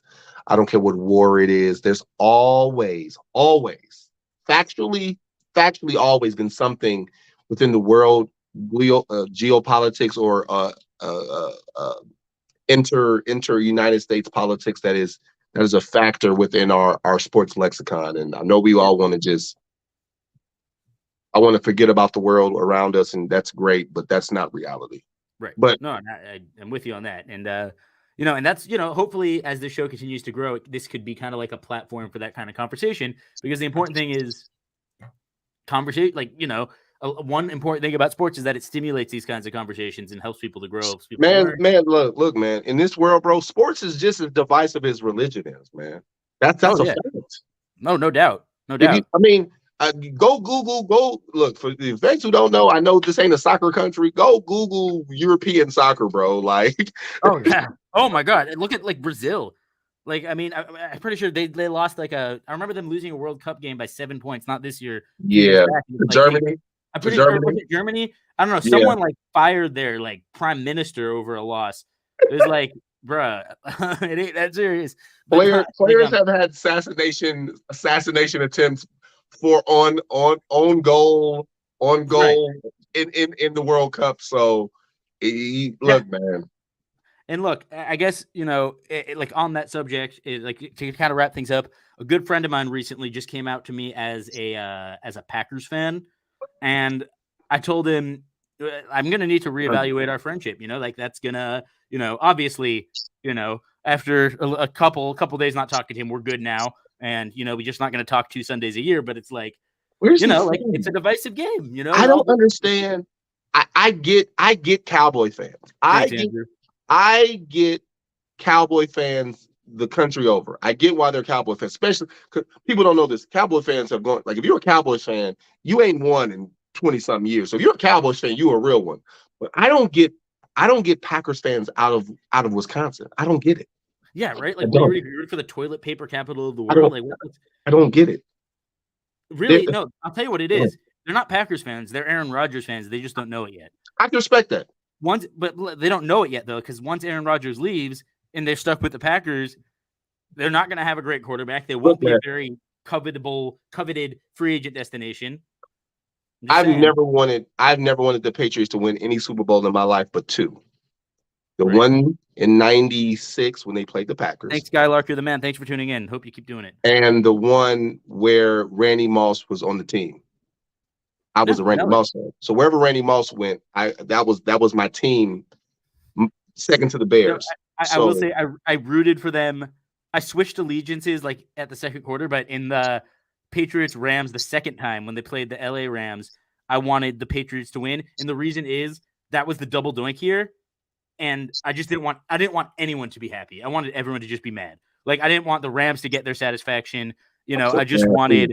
I wanted the Patriots. Oh Lord, that was boring. That was it was. Yeah, I loved that game because, again, Julian Edelman, my brother, also because I mean, I like a good defensive struggle, but mainly because it pissed a lot of people off, and I was already mad at football, so I was like, I felt like an angsty. I was already mad at football. Yeah, I was mad at football because the Bears had lost. But anyway, this has been fun. This is Coach Chef, Coach Diop. Thanks so much for joining me, man. We've had a solid audience this whole time. Thank you. Thank you for having me on so much. Of course. I want to credit my current on camera appearance to two things tonight. Three, my family, Captain Morgan, and to Larceny Bourbon. Right. No, honestly, I respect it. And for me, my cup is empty now. My glass is empty now. But that's what I've been drinking the entire time. Shout out mini M&Ms because they are a great place to hold your quarters. So if you ever need to hold quarters, snaps. Get mini M&Ms, and now I could do my laundry at my apartment. This has been fun. And stick around, Diop, after we log off, because I do want to ask you a few things off air about the future. Very exciting. And as always, if you think I'm an idiot, you can tell me. So I think I'm full of crap. I have to be just like some idiot who's full of crap. Please show up in the comments and tell me how I'm